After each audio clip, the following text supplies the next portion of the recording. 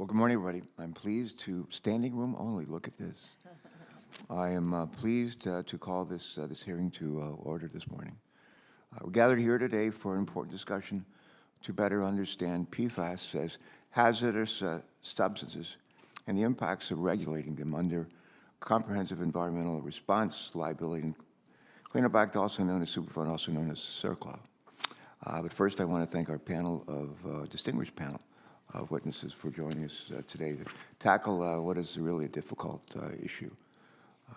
Before we get started, I like to tell stories. I'm going to tell two quick stories. And I used to be a naval flight officer for many years. I'm the last Vietnam veteran serving in the U.S. Senate. Spent a lot of time in Navy P-3 airplanes, flying out of California and then all over Southeast Asia during the Vietnam War. I remember two instances where we're coming into to land. We're back from Southeast Asia. We're in Moffett Field, and we shared a Moffett Field between the Naval Air Station and NASA. Had a big NASA operation. NASA had big airplanes. And early one morning, one of our Navy P-3s had been flying missions all night, was coming into landing at Moffett Field to debrief, and they had two runways, parallel runways. And the Navy P-3 landed on one of the runways. The traffic controller made a mistake and directed the larger NASA airplane to land in the same runway. It landed right on top of the P-3, right on top of the P-3. We have 13-man crews. We lost about half of the crew. We lost everybody except for the fire crews, the firefighting crews who dispatched immediately, came and covered the plane in foam, and saved half of the crews. Fast forward about 20 years later. Good morning, Debbie. Fast forward about 20 years later, Delaware, we have a huge Air Force base, the Dover Air Force Base.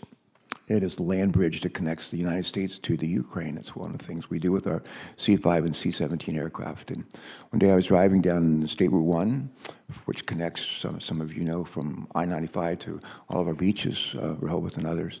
And we're getting just south of the town of Dover, our capital city, and approaching the Dover Air Force Base, and I could see black smoke coming up from the Air Force base. And I drove another about a mile or two, and lo and behold, there was a huge Navy, not Air Force, cargo aircraft that had taken off. And when they take off, they have like 4 engines, and they have flight engineer and pilots. Taking off and flying up, and he got an engine warning light. I have 4 engines, got an engine warning light on one of the engines. And instead of the flight engineer shutting down the engine that was given the warning light, shut down another one. So they ended up with a plane that was supposed to be flying to Europe with a full bag of fuel, full load of cargo on two engines. That doesn't work very well.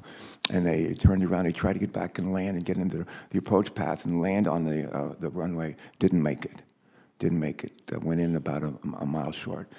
Fire crews dispatched quickly to try to save the lives of the aircraft.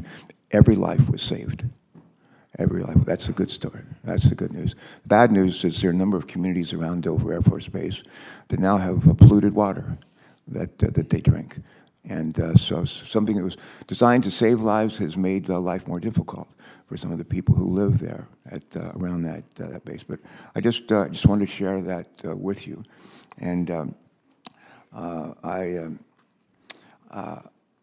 I think there's a lesson to be known or taken away from those two instances, and that maybe will help inform what we're doing here today.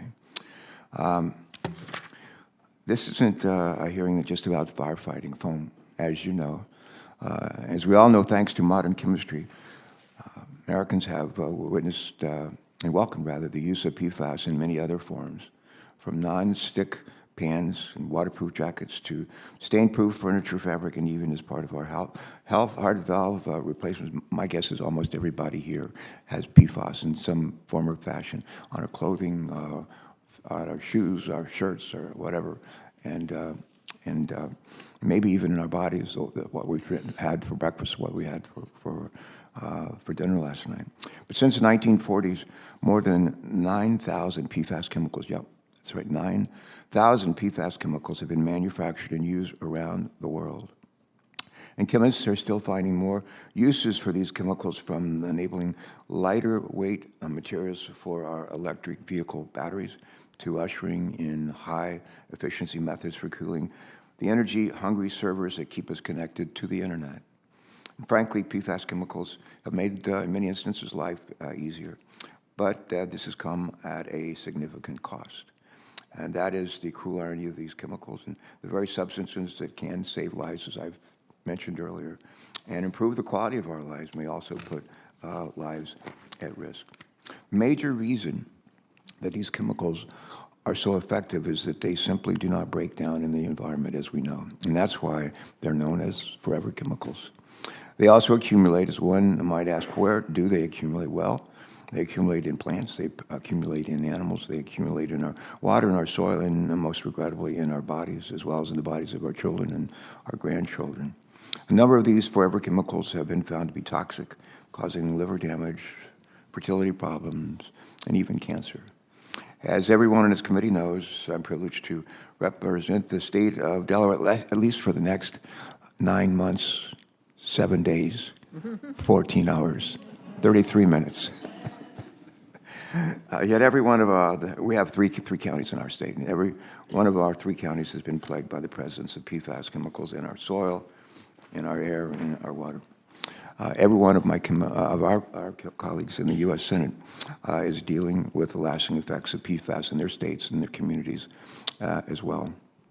The lasting effect of PFAS contamination is having a major impact not only on our public health, but also on our livelihoods. People in affected communities are worried about falling property values, and in too many instances, farmers with contaminated lands and livestock are being driven out of business. I salute our utilities who are bearing the brunt of this contamination, doing everything they can to remediate it while providing safe and reliable drinking water, wastewater, and solid waste services. And as we'll all recall, our colleagues and I fought to include more than $10 billion in the bipartisan infrastructure law to support their response efforts. Last year, the Environmental Protection Agency took a significant step to address the impact of PFAS by proposing to designate 2 of these chemicals as hazardous substances under the Superfund law. And we anticipate that this rule will be finalized later this calendar year. The Superfund law provides the government, as you know, with the authority to hold polluters responsible for environmental contamination caused by dangerous substances. And with this proposed designation, the EPA is doing good work to increase transparency around the prevalence of these chemicals while also protecting the environment and public health. Though this designation is an important step forward, we have also heard concerns about the potential unintended impacts this designation could have on entities like municipalities and water treatment plants. These facilities and entities do not use these chemicals at all, but could be held responsible for downstream contamination simply because the contamination traveled through their facility. To date, the EPA has never enforced an action against a passive recipient of contamination under the Superfund law. However, these facilities and entities are concerned that this designation could potentially saddle them with unjustified lawsuits until the EPA identifies the real responsible parties. And as you know, working through Superfund liability could take years under the current legislative structure of the Superfund law. The goal of today's hearing is to better understand these concerns and to continue our efforts to confront this contamination where it exists. Cities and states around America are scrambling to protect citizens and restore contaminated lands and waters from PFAS. But with a hazardous substance designation on the horizon, these entities and their utilities are understandably worried about legal costs for contamination that someone else may have caused. Ultimately, I believe that the federal government, states, and local communities should all come together to address these toxic pollutants. Our cities and their citizens are desperate for a solution. But as we must keep in mind common sense as we work to identify who is responsible for cleaning up these chemicals. The bottom line is this. While PFAS chemicals can serve useful purposes and do serve useful purposes in our lives, the other side of the coin is that PFAS chemicals are pervasive threats to our family's health and could cost our economy not just millions, but potentially billions of dollars in cleanup expenses every year. According to the Minnesota Pollution Control Agency, it costs $50 to $1,000 to buy a pound of PFAS to make consumer products, but it costs $3 million to $18 million per pound to remove it from wastewater. Think about that. We need strategic national policies and investments to help us do several things. First, determine the spread of PFAS contamination. Second, identify the health threats that these chemicals can pose.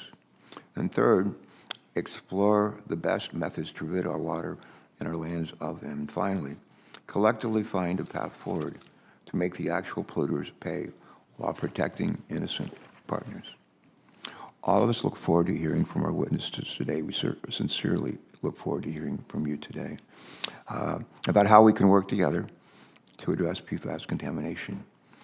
Senator Capito and I have been privileged to lead this committee through some really tough issues over the last several years, and this is maybe one of the toughest, maybe the toughest.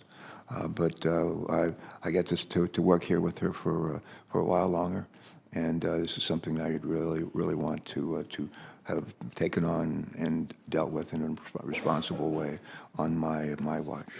But Senator Capito's home state of West Virginia, my native state, has endured far more than its fair share of PFAS contamination. I'm delighted to be working on this issue with you and look forward to making progress. Thank you. Thank you, Mr. Chairman, and thank the witnesses for being here in the full room. It's nice to see. Addressing the challenges of a class of substances collectively referred to as PFAS is one of my highest environmental policy priorities. Due to their unique chemistry, PFAS has been used, as the chairman said, in almost nearly every industrial application since the 1940s. Given that PFAS is everywhere, we must carefully consider the best and most efficient way to address past contamination and limit future exposure. This means prioritizing actions that address PFAS, the ones of the greatest known health risks, and examining common routes of exposure for those chemicals. I firmly believe that the most effective solutions for tackling PFAS require bipartisan collaboration, as the chairman mentioned. Recognizing the urgency of this situation, I want to continue to work with him to develop tailored legislation. We've been trying. Last year, the EPA announced it intends to designate 2 legacy PFAS as hazardous substance under CERCLA. Today's hearing offers us an opportunity to evaluate the potential consequences of that proposal. CERCLA was promulgated in 1980 after the enactment of the Clean Air Act, Clean Water Act, and Safe Drinking Water Act, and other foundational federal environmental statutes. CERCLA imposes strict joint and several and retroactive liability for releases of chemicals that are designated as hazardous substances. CERCLA enshrines the core principle of the polluter pays. If you cause a release, you are responsible for the cleanup. Congress established CERCLA as the last stop in deeming a substance as hazardous. Generally, a substance is subject to regulation under CERCLA only after it has been first regulated by other statutes. This leads us to the specific topic of our hearing today. Despite having years to evaluate and potentially regulate PFAS, the EPA is considering, as I mentioned, designating 2 PFAS under CERCLA before comprehensively addressing them under any other federal environmental statute. By the EPA's own admission, this CERCLA first approach does not provide the EPA with the flexibility to exempt innocent parties from liability for cleanup costs. If an entity meets the definition of potentially responsible party, that entity is liable for all cleanup costs, regardless of intent or exercise of due care. While I appreciate that the EPA's claim that it plans to exercise enforcement discretion, it will not provide a liability shield to those who had no role or responsibility for PFAS contamination. Absent congressional intervention, the burden of cleaning up sites tainted with PFAS will fall on the shoulders of entities like drinking water and clean water systems and waste management utilities. These entities are known as passive receivers. They did not manufacture or generate PFAS and were unknowingly or required by law to catch or to receive these contaminants. Given that the EPA plans to finalize its proposal, Congress must step in, I think, to address the overly broad sweep of CERCLA liability, as Congress has done in the past 11 times before. If the agency regulates PFAS under CERCLA and then the EPA finalizes the drinking water standards, which I've been after them to do for several years, and is proposed to do, the CERCLA listing will have put water utilities in an untenable position. Communities would be required to remove 6 substances, 2 of which would be hazardous substances, through water treatment processes, therefore concentrating the PFAS in filters. While water systems are going to be stuck holding these filters because landfills would be unwilling to accept them due to liability concerns. Wastewater and stormwater utilities, although not responsible for generating these flows, could face similar liabilities, receiving PFAS chemicals through intakes or stormwater runoff.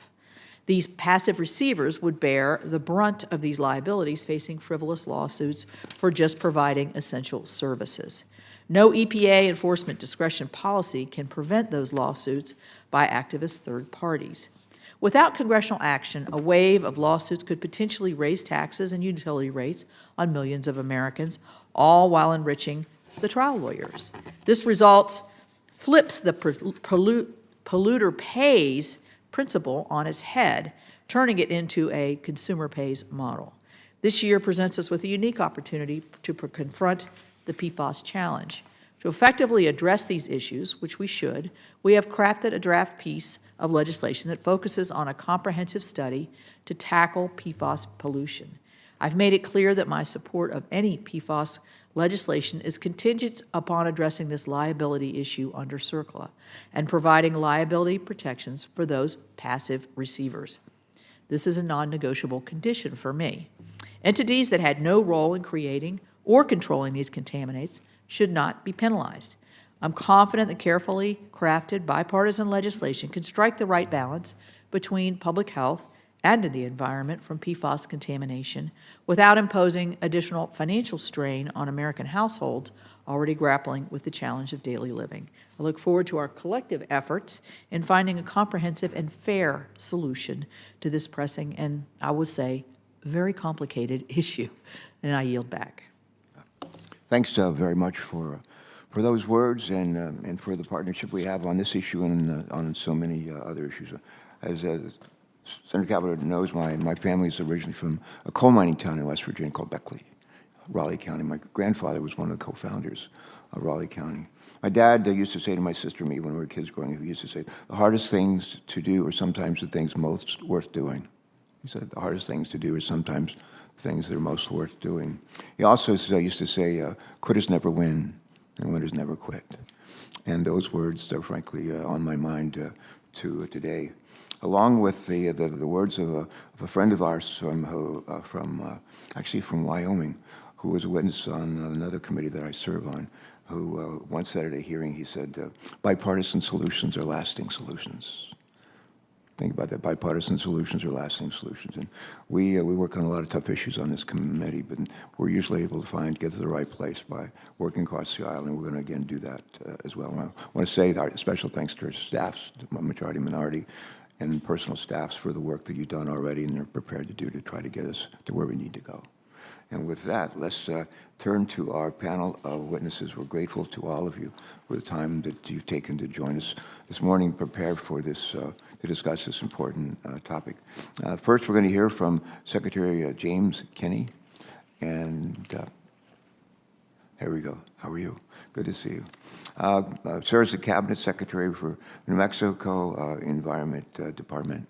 Prior to his current appointment, Secretary Kenney spent more than 20 years across 2 stints at the U.S. EPA and also as an environmental engineer, leading both criminal and civil investigations related to environmental statutes. Thanks for joining us, Secretary Kenney.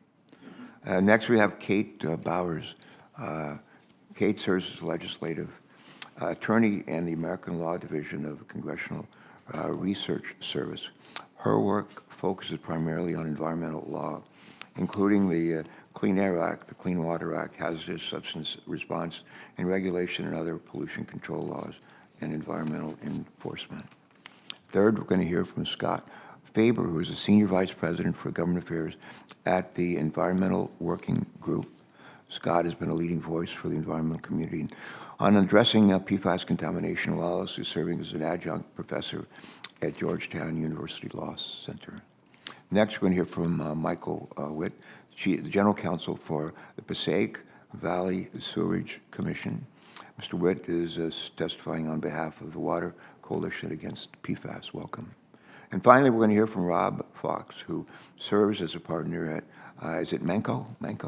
Yeah, Manco Gold Catcher Fox LLP. Mr. Fox is testifying on behalf of the National Waste and Recycling Association and Solid Waste Association of North America. We thank you all for appearing today, taking your time. Thanks for your preparation and your willingness to answer some of our questions as we try to find the right path forward on a tough issue. With that in mind, Secretary Kinney, go ahead. Good morning, Mr. Chairman, Ranking Member Capito, and members of the committee and fellow panelists. My name is James Kenney. I'm the Cabinet Secretary of the New Mexico Environment Department, and I appreciate the opportunity to be here today to talk to you about PFAS. And as you indicated, my experience is 20-plus years working across federal and state government agencies, looking at chemical plants as well as defense facilities, all of which are right at the center of PFAS discussions. And as you indicated, Mr. Chairman, the group of chemicals we're talking about are moving through our economy in both consumer goods and industrial goods. They're moving through our economy and then ultimately into our environment. They don't decompose, as we all know, hence the term forever chemicals. And they bioaccumulate in our bodies, they bioaccumulate in our wildlife, and they move through our land and water at a significant cost to remediate. We know that these chemicals can have serious health effects, which is why we are here today, and the New Mexico Environment Department is leading efforts to ensure that they don't continue to move into our environment. When I was before this committee in 2001, I advocated for the use of RCRA to address PFAS. The Resource Conservation and Recovery Act, our nation's hazardous waste law, is something that states can take action on today to address PFAS contamination. And this is because the Congress had the insight to give US EPA and states broad authority under RCRA. In fact, Governor Michelle Lujan Grisham petitioned EPA to list even more chemicals as hazardous under RCRA, and the US EPA has taken up that petition, and there are 2 rulemakings active right now that EPA hopes to finalize by the end of the year to again affirm that states and EPA can regulate PFAS as under RCRA. So I continue to advocate here today stating that PFAS is best addressed under RCRA as a starting point, either through direct congressional action or continued US EPA creation of and finalizing rules. Those addressing PFAS under RCRA brings a more common sense foundation, in my opinion, prior to implementing the CERCLA requirements. And here's why. RCRA is largely implemented by the states. In contrast, CERCLA is primarily implemented by multiple federal agencies with less involvement from EPA and states. And under CERCLA, implementation of those rules allows the Department of Defense as one entity to police itself. And that has not worked. It's produced inconsistent results in New Mexico and across the country. And there's no other industry that is allowed to police itself under CERCLA like the Department of Defense does. My 5th day on the job as Cabinet Secretary 5 years ago, New Mexico was slapped with a lawsuit to undermine RCRA authority for the cleanup of PFAS by the United States. We're now in the 5th year of that lawsuit. And what we have to show for it is $8 million in defensive litigation, about $3.7 billion of our agricultural industry threatened by migrating plumes of PFAS, And this would, in fact, again, New Mexico's ag industry, but also North America's largest cheddar cheese plant. And in addition to that, New Mexico has paid $850,000 to help a dairy farmer dispose of his euthanized cows for PFAS poisoning as RCRA hazardous wastes.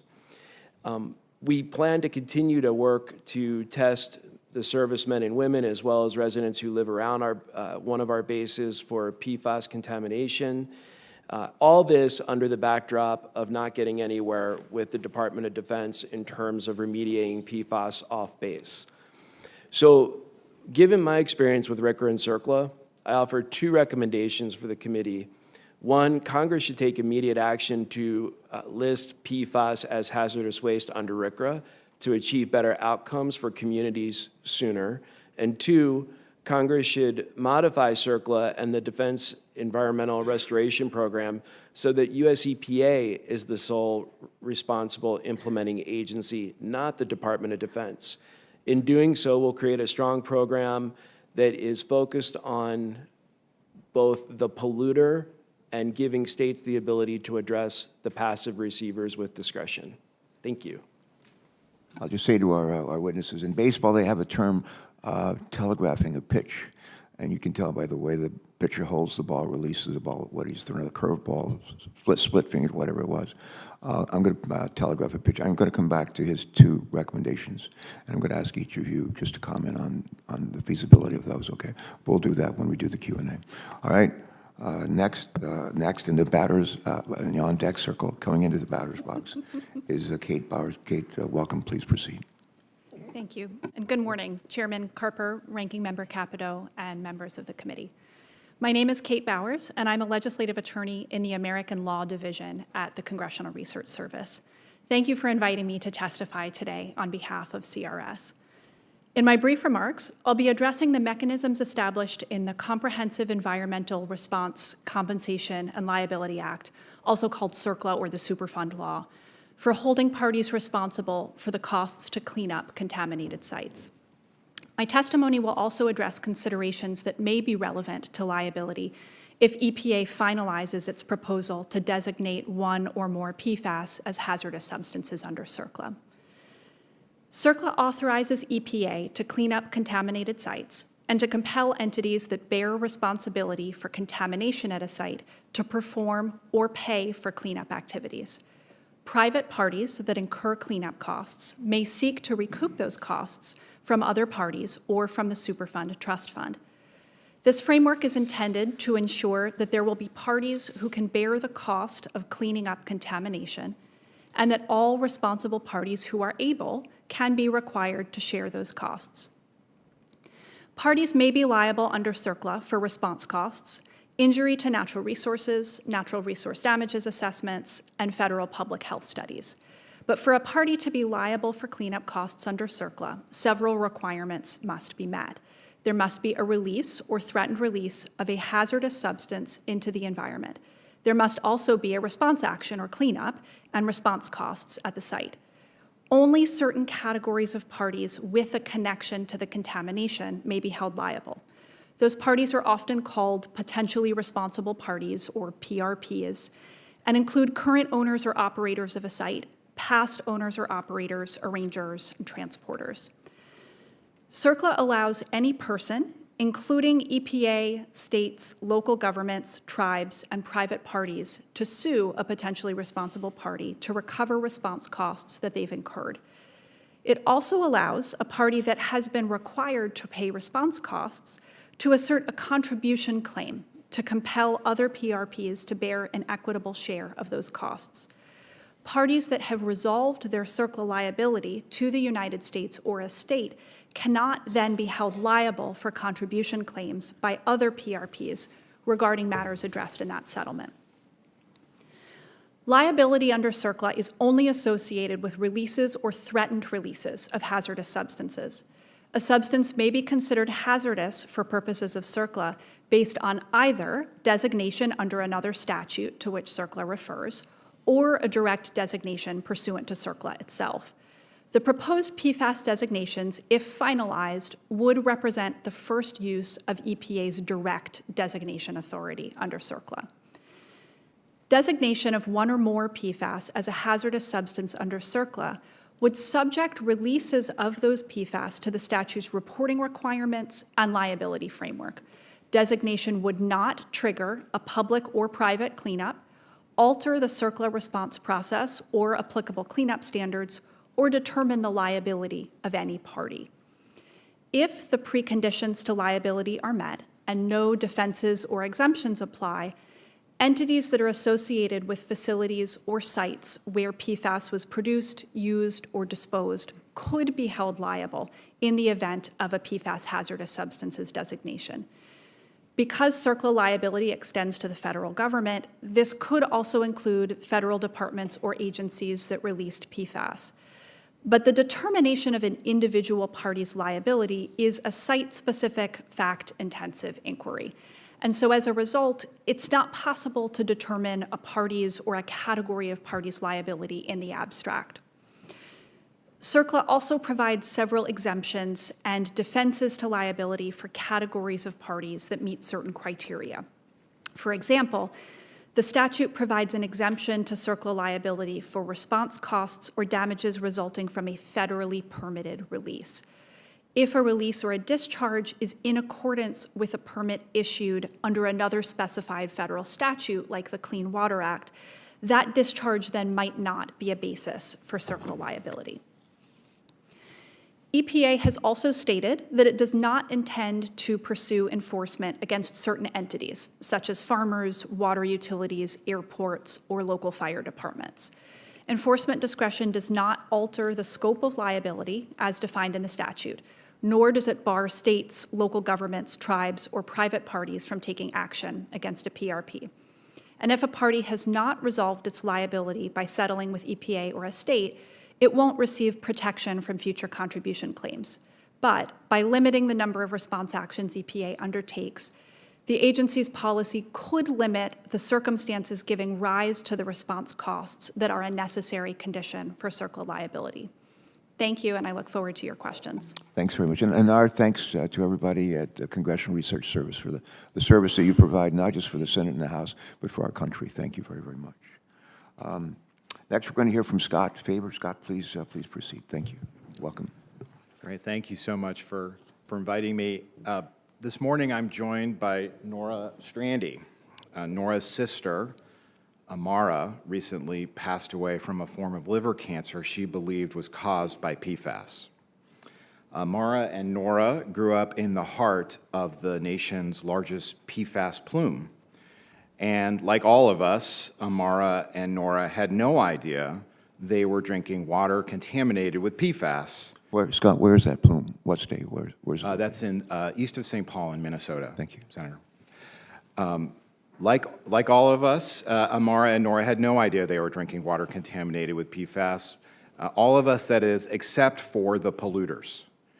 We are here today because the manufacturers of these chemicals hid their harms from their regulators, from their customers, from their neighbors, their workers, and from you, from Congress. That's why PFOA and PFOS were not added to the list of more than 800 hazardous substances decades ago, because the companies that make these chemicals concealed their harms from you. None of us, least of all Amara and Nora, consented to be polluted with PFAS, but all of us have PFAS in our blood. And some of us, firefighters, people who live or work for PFAS makers and users, people who live in defense communities, people living downstream or downwind of these companies, have far more PFAS in our blood. And yet the same companies, many of the same companies, continue to release thousands of pounds of PFAS into the air and water every year. Instead of taking action to reduce those releases, industry leaders are now urging you to create more loopholes. Our view is very simple. Legal loopholes are the problem, not the solution. The good news, thanks to actions taken by Congress in the past, is that responsible stewardship of hazardous substances is nothing new, especially for water utilities and waste managers. Right now, 66 hazardous substances, 66, are found in our drinking water systems, including equally notorious pollutants like benzene, carbon tet, PCBs, and TCE. Right now, nearly 250 hazardous substances are found in our landfills, including arsenic and lead and chromium. If water utilities and waste managers are already addressing these other hazardous substances, what's different about PFOA and PFAS? When it comes to hazardous substances, the law allows EPA to use their discretion to focus on the polluters and to assign responsibility on those who should bear responsibility. That's what EPA has always done, and that's what EPA has said it will do with regards to PFOA and PFOS.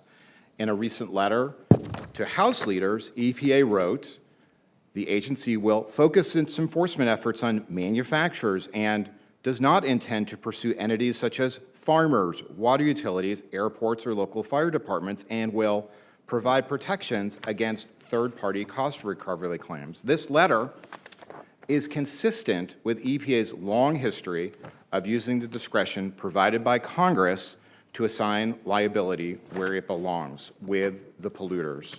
The Superfund law is not only designed to recover and fairly apportion the costs of cleanup. The law is also designed to ensure that public and private companies are good stewards of these hazardous substances. Creating loopholes in the Superfund law will remove a powerful incentive for water utilities and waste managers to be good stewards of these toxic forever chemicals.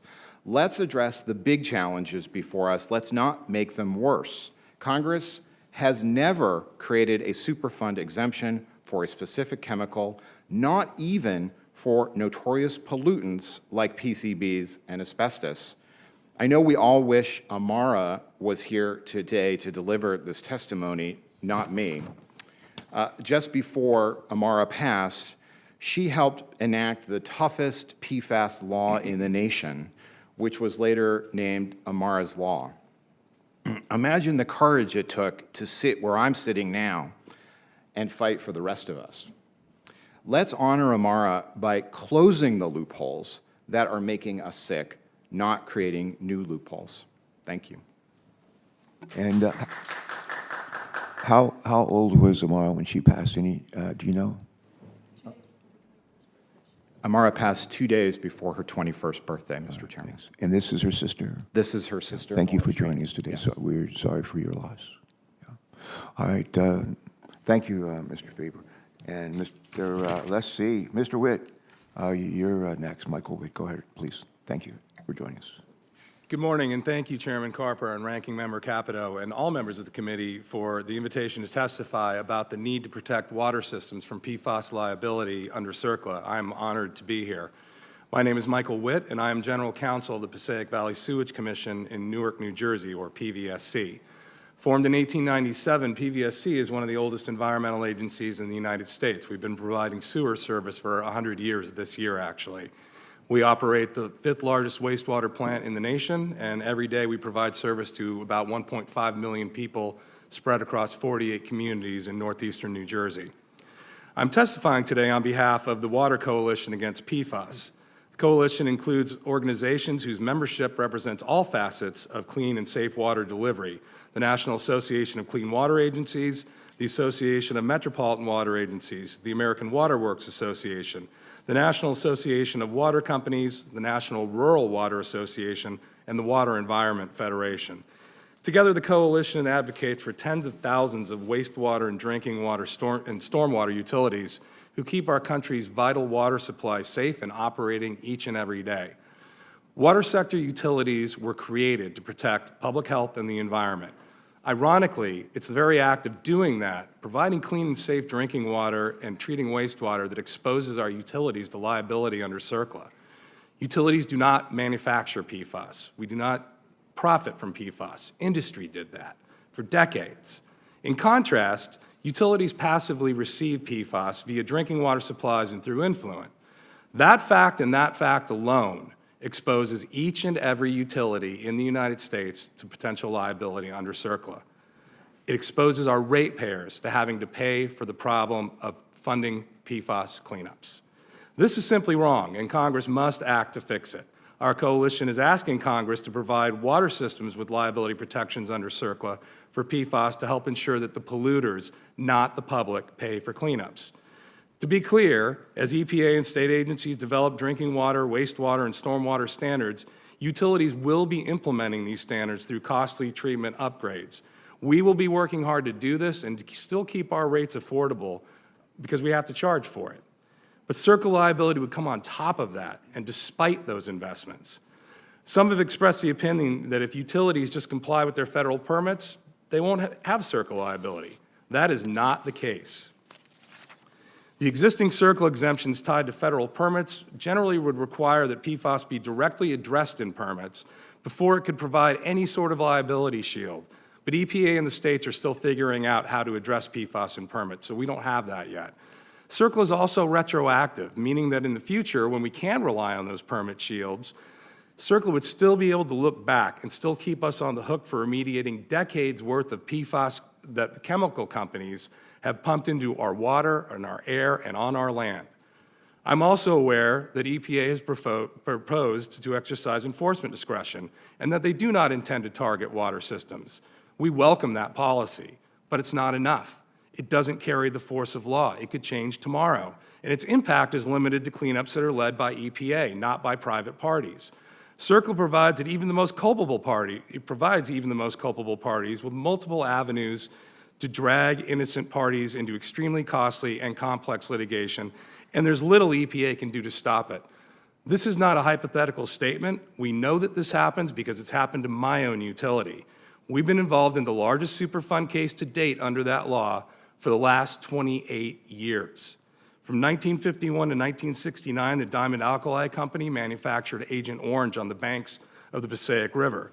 A byproduct of Agent Orange is tetrachlorodibenzo-P-dioxin, or TCDD, which has been labeled by scientists as one of the most toxic synthetic chemicals that humans know how to make. Like PFAS, TCDD is persistent in the environment, and like PFAS, PVSC does not manufacture, use, or profit from TCDD. During its time manufacturing Agent Orange, Diamond Alkali intentionally dumped TCDD into the Passaic River. The damage that the company did will run into the billions of dollars to remediate.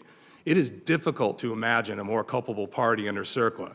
Yet Diamond Alkali's successors and interests have been able to drag, through decades of litigation, hundreds of parties into it, including PVSC and 40 other public entities into this fight. So we know that enforcement discretion by itself simply does not work. We've also heard it said that utilities need the threat of CERCLA to ensure that they'll do the right thing. This is insulting, it's unmoored from reality, and it doesn't take into account that we're already under permits. Everything we do, every time we operate, is under the Clean Water Act. We already have the Safe Water Drinking Act to provide those standards for us. And that's where the focus should be, on enforcement and on helping these communities to address PFAS, is through modification of our treatment systems. Let us put our money where it counts, not into lawsuits. Thank you all. Thank you, Mr. Wett. Mr. Fox, please. And then we'll go to questions. Thanks. Chairman Carper, Ranking Member Capito, and members of the committee, thank you for the opportunity to appear before you today. My name is Robert Fox. After graduating from Harvard Law School, I have practiced environmental law for 38 years and have taught Superfund as an adjunct professor for 27 years at Penn Cary Law School. My clients on Superfund matters include all industry sectors and municipalities such as the City of New York. My testimony today is on behalf of the Solid Waste Association of North America and the National Waste and Recycling Association, two organizations representing municipalities, the private sector, and essential public service providers throughout all 50 states and the District of Columbia. EPA has proposed listing PFOA and PFOS as hazardous substances under CERCLA. PFAS compounds are ubiquitous in consumer products, including in nonstick cookware, dental floss, nail polish, and carpets. Once discarded, these materials are ultimately disposed of in municipal solid waste landfills. As a result, landfills are and were passive receivers of these waste streams containing PFAS. They never manufactured or used PFAS in their operations, but only received them due to the presence in waste created by virtually every person in this country. There is no practical way for landfills to identify or segregate household waste containing PFAS from general waste. 3 facts are important to keep in mind. First, listing PFAS compounds directly as CERCLA hazardous substances is unprecedented. CERCLA defines hazardous substances by including any substance already regulated pursuant to federal environmental statutes such as RCRA and the Clean Water Act. Here, EPA is proposing to list PFAS compounds as hazardous substance before finalizing regulatory standards under those authorities. Second, there are no current standards for PFAS compounds and permits for landfill leachate, the liquid found in landfill that is either managed via a permit to a publicly owned treatment works, or POTW, or discharged directly pursuant to an MPDS permit. As a result, CERCLA designation would impose liability both retroactively and prospectively on landfills that historically and currently do not have any PFAS requirements in their permits. Third, landfills, POTWs, and water treatment plants are interdependent public services. POTWs managing leachate from landfills and discharges from other sources generate biosolids, while POTWs routinely and increasingly handle those biosolids by disposal in landfills.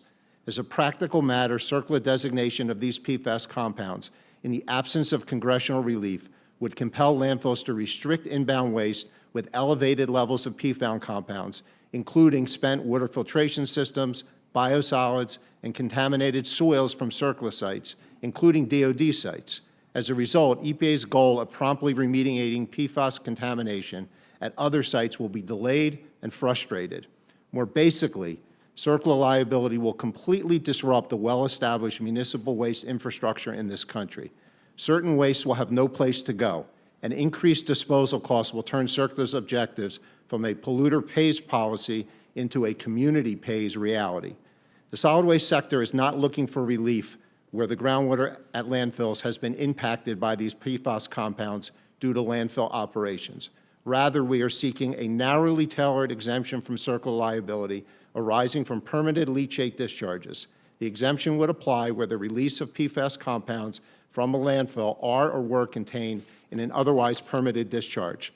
Once landfills become subject to PFAS permit discharge requirements, they would be exempt only to the extent that they meet discharge requirements and qualify for the existing federally permitted release exemption from CERCLA liability.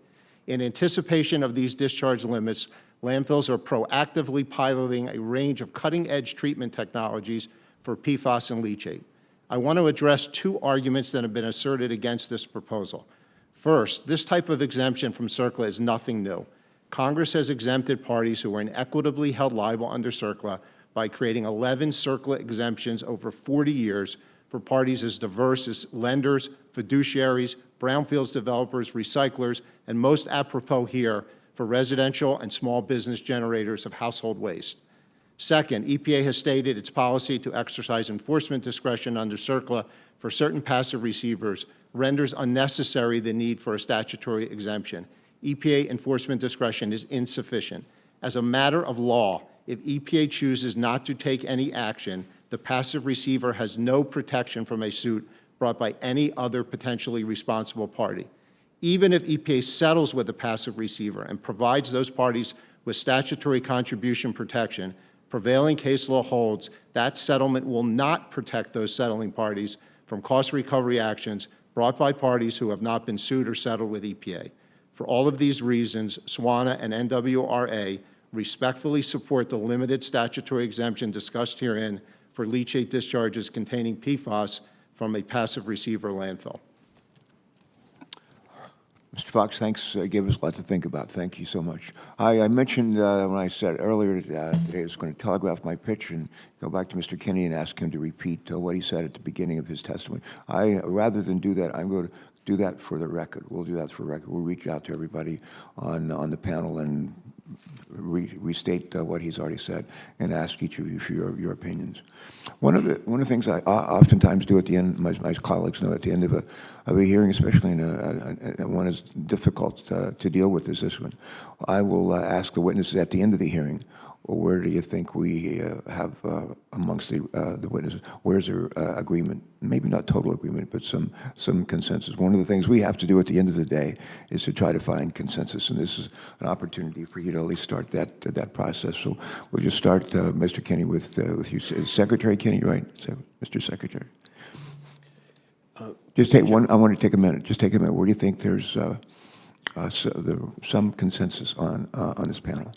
Mr. Chairman, I think there's consensus on the panel around that the Clean Air Act, Clean Water Act, and RCRA are foundational statutes that should be built upon, and CERCLA layering on top of that provides an added value of protection, but that's a time-dependent approach, and I think that is something that I suspect the panel, I know communities in New Mexico would be better protected with that approach. All right, thank you for that. Ms. Bowers? There you go. We want to hear every word. Go ahead, thank you. Thank you for the question. I think we can say that in the context of PFAS contamination, we've identified the parties that could be held liable as entities that have been involved in releases of PFAS if no other preconditions to liability are met and no exemptions apply. Where the committee may wish to consider is whether additional protections in the form of a liability exemption would be necessary to go beyond the enforcement discretion that the EPA has indicated that it intends to apply, and whether it wishes to go beyond exemptions such as the federally permitted release exemption from liability, which could potentially apply to some entities that could be held liable in the event of a cleanup of PFAS contamination. Thank you for that, Mr. Faber. All right, thank you, Senator, for the question. I was honored to be here 5 years ago and when we first started working together to address PFAS contamination, and thanks to your leadership, we now know a lot more about who's releasing PFAS and just how much is in our drinking water. And unfortunately, we've learned that millions of people are drinking too much PFAS in their tap water. And I think all of us agree that we should quickly finalize a drinking water standard. Senator Capito, so glad to hear you say that this morning. I'm hopeful we'll see something soon. I think we'd all also agree that we shouldn't be making this problem bigger, that we shouldn't be allowing manufacturers and users of these chemicals to continue to discharge these chemicals with no limits at all. I mean, imagine if I was sitting here today and testifying that people could release asbestos or PCBs or dioxins or into the atmosphere or into the water with no limits at all. You'd all think that was ridiculous. But that is exactly the case with regards to PFAS. There are likely more than 30,000 companies that are discharging PFAS into the air and water right now. And if we were to take steps to limit those discharges, that would be less PFAS entering the drinking water systems and landfills that the other witnesses are here addressing. So it feels like that's an area where there's an opportunity for real progress. Yeah, thank you for that. Mr. Whitten. Thank you, Chairman. I have to say, I'm actually really quite encouraged by what I've heard so far this morning. I don't think that there's a lot of disagreement on this panel. We all acknowledge and recognize the problem that's there. I think the only issues between this panel where there may be some difference of opinion is how to get there.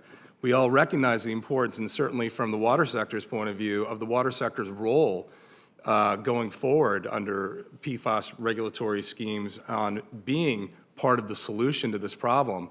We just need to make sure that we're not, as Mr. Faber just said, we're not a manufacturer user, and that's where the liability needs to be put, as Mr. Faber just said. The difference of opinion here may be about whether or not there's an exemption for this sector that's needed under CERCLA. And again, I think that it definitely has to happen. We say I'm going to ask you to hold it there, if you will. Okay, finish your sentence, but then we need to go to the next witness. Yep, I was just going to say, hope is not a good plan. All right. Henry Ford used to say, if you think you can or you think you can't, you're right. And so we need a sense of optimism. It's a tough issue. This is a tough issue, but thank you for your optimism. Mr. Fox. Sure. I think there's probably two things that I heard that there was some consensus on. One is that listing PFOS and PFOA before it's regulated or designated under other statutes is out of sequence. In 44 years of CERCLA's history, it's never been done before, and there's a good reason for that.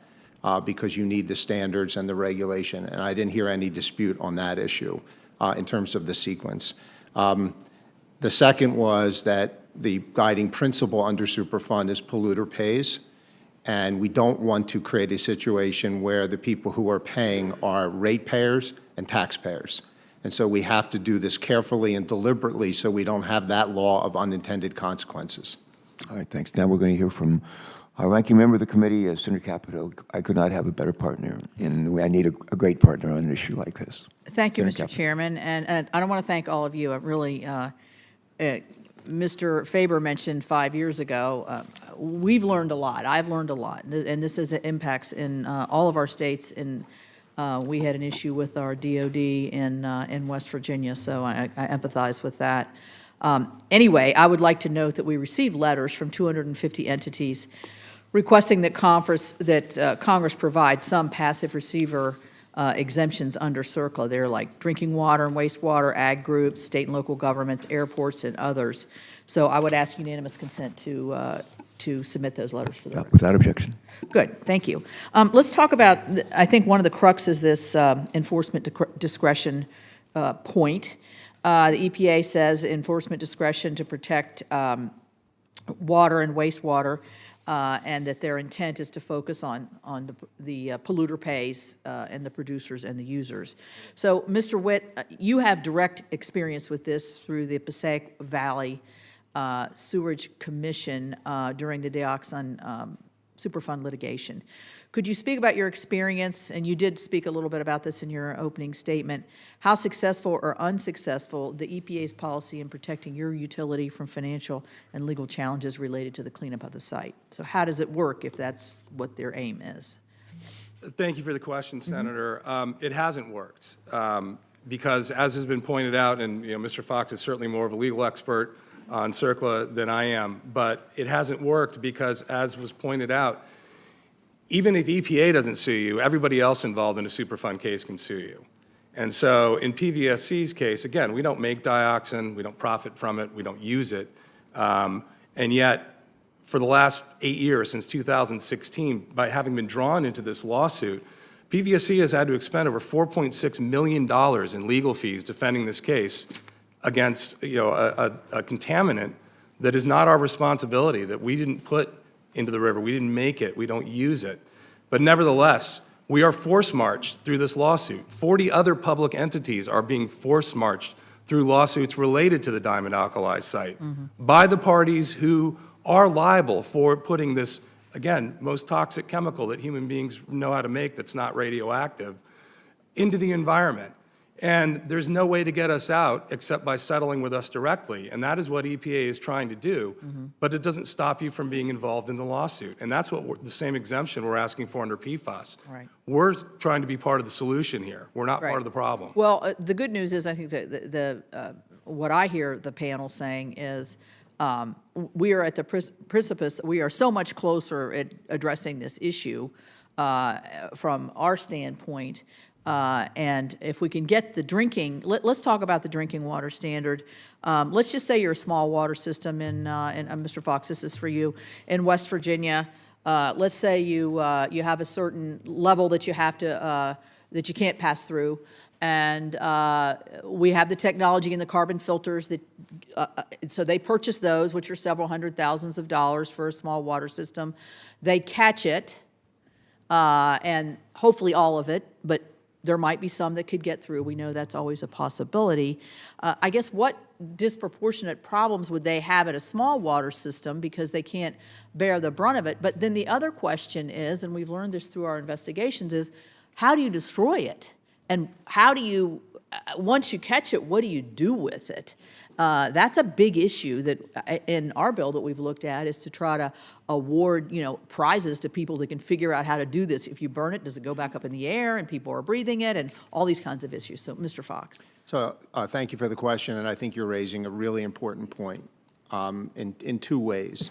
First of all, municipal solid waste landfills are not going to take that material if they don't have passive receiver protection because it will incur liability for them. So that granulated activated carbon filtration systems will not have a place to go. They will have to go to hazardous waste landfills or hazardous waste incinerators if they will accept it. Order of magnitude more expensive for these small water authorities or wastewater treatment plants, talking about 5, 8 times more expensive, not including the transportation costs. And so it will have an incredibly disproportionately negative effect on those industries because they will have no place to send them. I will say that they may not even be able to dispose of them in the hazardous waste incinerators and landfills because they may not be compatible with those facilities.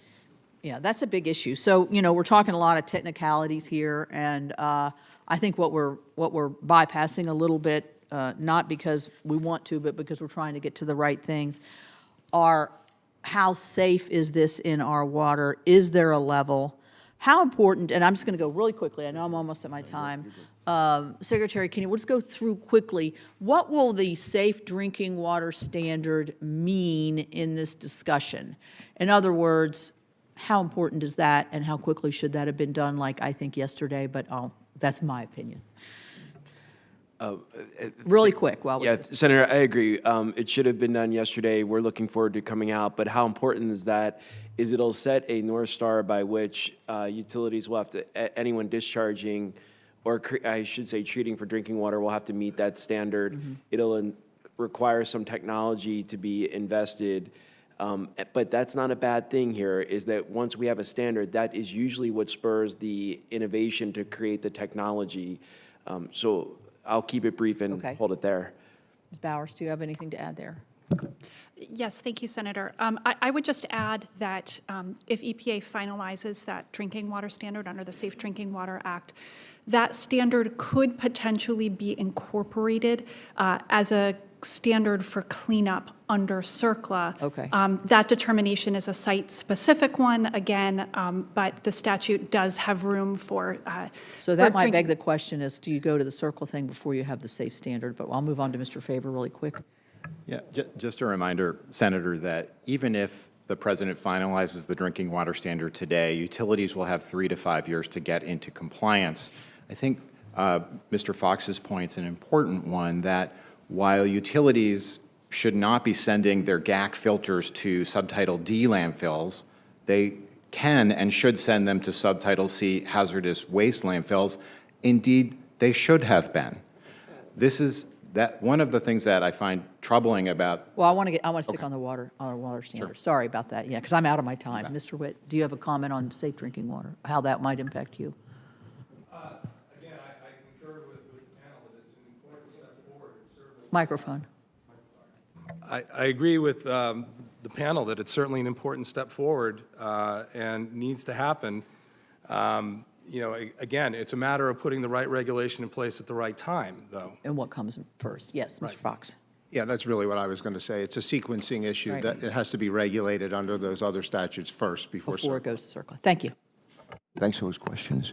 Next will be Senator Stabenow, and then I think Senator Ricketts. Thank you. Thank you, Mr. Chairman and Ranking Member. This is so important. This is an issue that I've been focused on for years. It affects so many communities, as we know, and more importantly, lives. And Michigan, as a manufacturing powerhouse over the years, certainly has been in a very serious position now as we are uncovering all of this. And I appreciate the state of Michigan really be at the front of the line of studying where this is, the contamination is, and taking action at the state level, which is also important. But I want to just refresh, because when we look at past defense budget bills, I'm pleased that my legislation to study the impacts of PFAS exposure and improve nationwide PFAS testing and hold federal agencies accountable for contamination on military bases has passed, so that is now law. We worked together to get historic funding to address PFAS in the infrastructure bill that we all worked on together, which was very important. I continue to push EPA to meet the objectives outlined in the strategic roadmap, which needs to happen. So we've moved forward, we've made a lot of strides, but there is so much more to do, and it's not being done quickly enough. which is my main concern. One place where Michigan's faced significant challenges is when it comes to working with the Department of Defense. When we look at contamination around military bases, PFAS has been detected on at least 10 bases in Michigan. At one base, the former Wordsmith Air Force Base in Oscoda, Michigan, we have readings as high as 213,000 parts per trillion, and DOD has kept the community waiting on a cleanup plan for 14 years. 14 years. Ms. Bauer, in your testimony, you mentioned that CERCLA liability extends to the federal government. DOD would be part of that in terms of liability. But that said, my understanding is that this designation would ultimately not change much about DOD's cleanup responsibilities, their site prioritization, or the speed of remediation. Is that correct?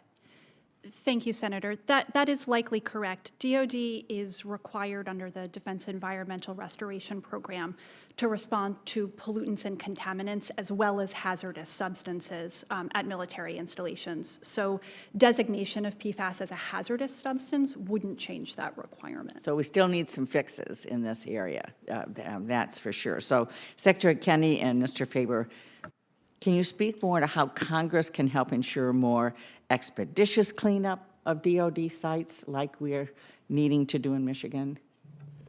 Yeah, yes, and Senator, thank you for that question. You know, with 715 bases nationally and Michigan, New Mexico share a lot in common here that have, that you can look at DOD's website today and they're cleaning up to 70 parts per trillion, well above the proposed drinking water standard, which means that even when they're finished their CERCLA cleanup and let's say your constituents after 14 years get that satisfaction, the cleanup is not adequate and it is not protective of the science that EPA is using. So we still have a problem that CERCLA is perpetuating, which is why the drinking water standards and RCRA are so important for Congress to take action on, especially listing those PFAS chemicals as hazardous wastes and compelling then states to then implement those on a faster timeline with everybody, not just the public sector, but the private sector as well. Thank you. Mr. Faber? Yep.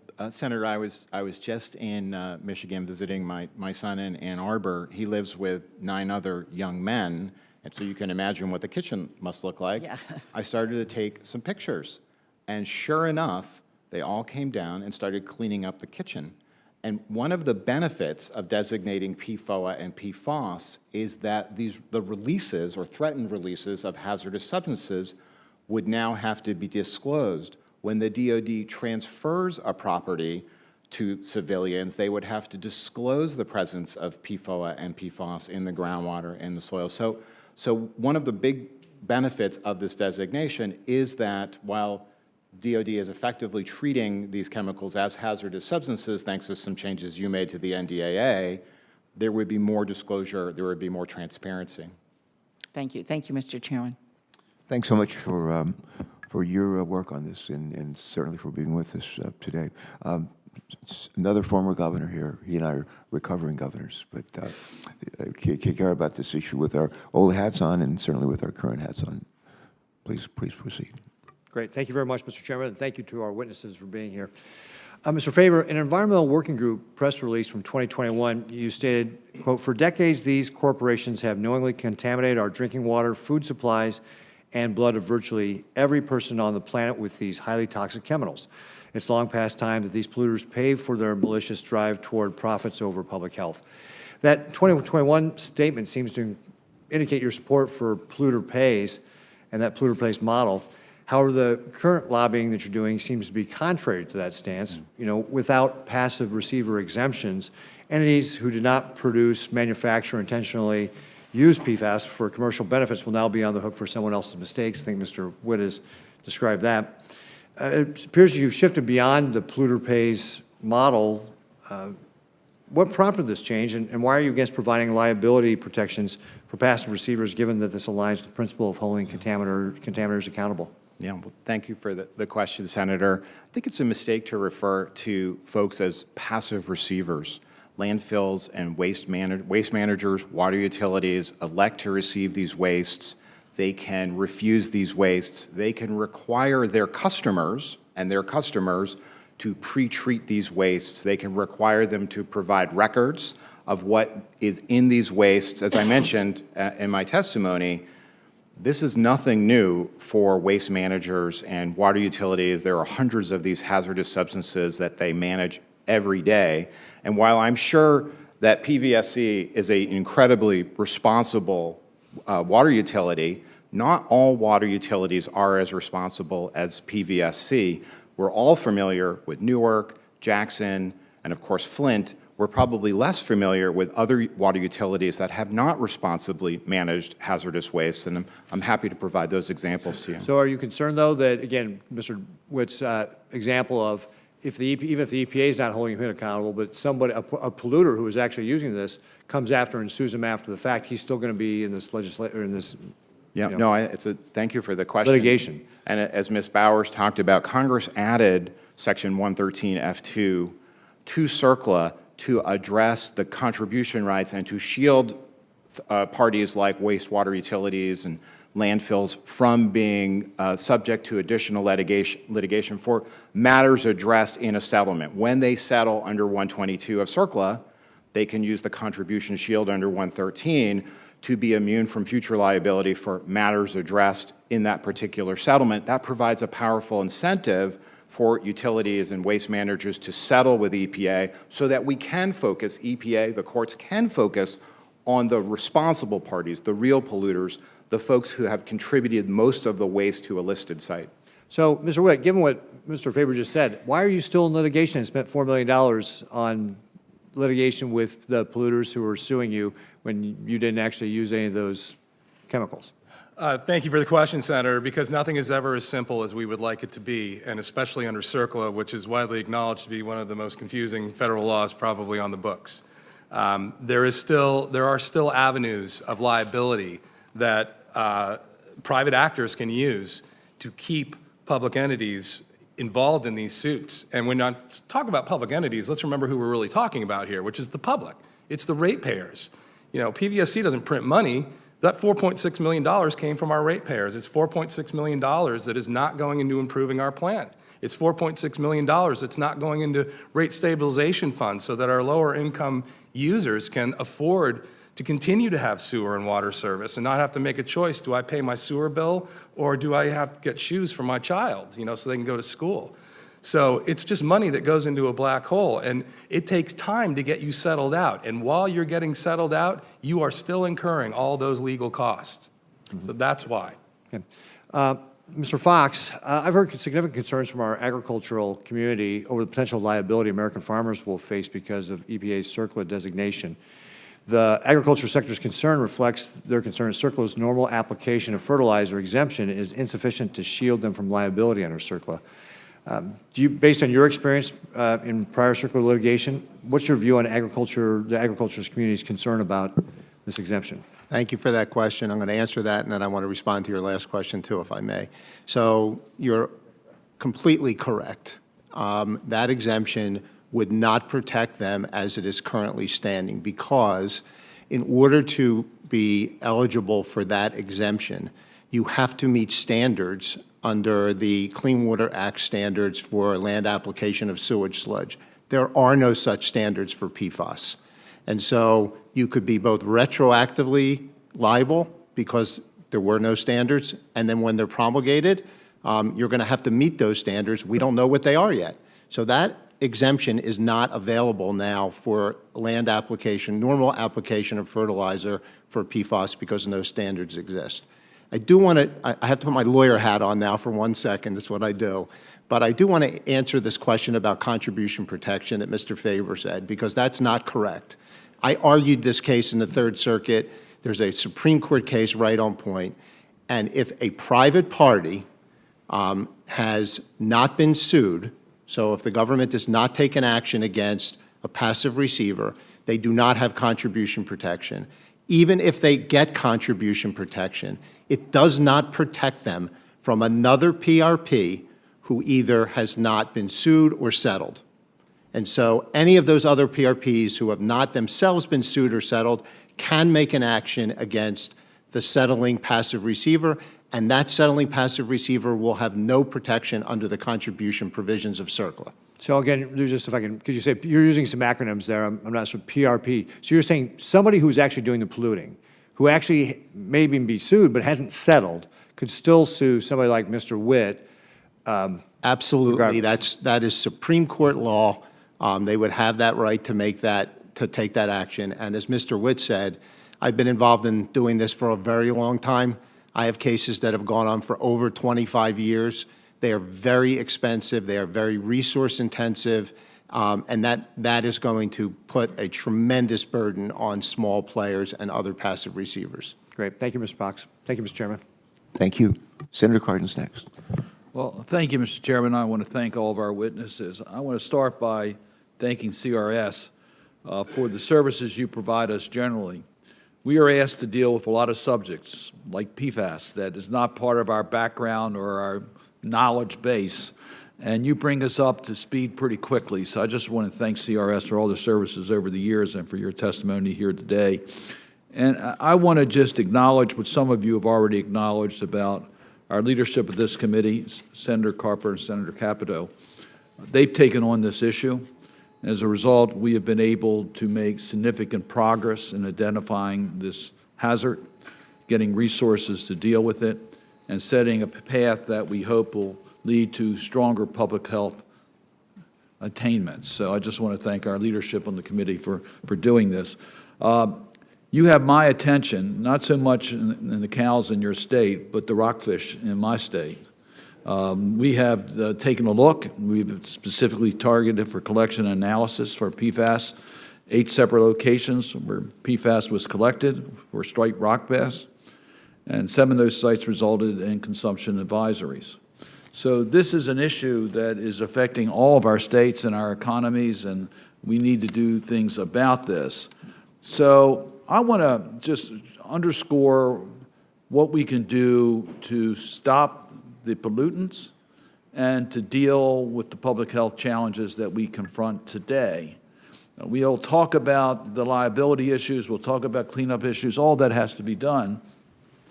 But we, for example, I'm proud in Maryland that the applied physics lab at Johns Hopkins University is looking at an adaptive and inexpensive off-the-shelf membrane that allows water to pass but captures the destructive chemicals with whiskers or fibers of synthetic element engineered by APL. And the good news about this, removes, they believe, 90% of the PFAS, and the end product is acceptable in landfills. So that's the type of innovation and technology that is a win-win-win situation.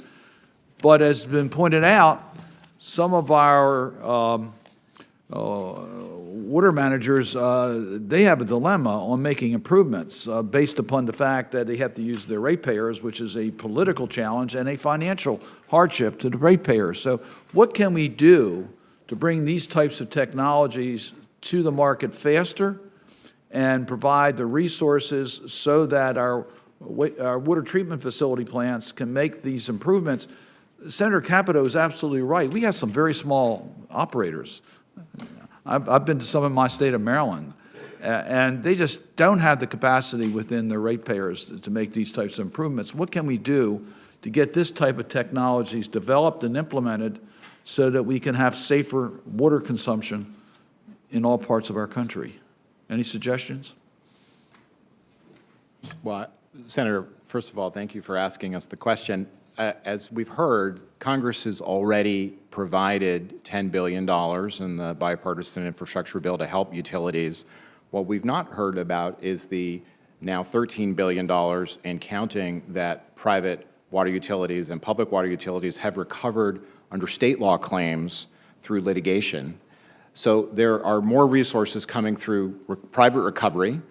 To Senator Ricketts' question, the manufacturers are not completely escaping liability. They're paying, but they're paying through state law claims before a multi-district litigation in South Carolina, and they'll be paying more, and in all likelihood, Congress will have to provide more. There are certainly costs that will be required, but let's not forget the costs to the people who have been poisoned without their consent or knowledge. No question. My point is that $10 billion is absolutely incredibly important, and it has made a huge difference, and it will address these issues, and we will be able to offer certain incentives.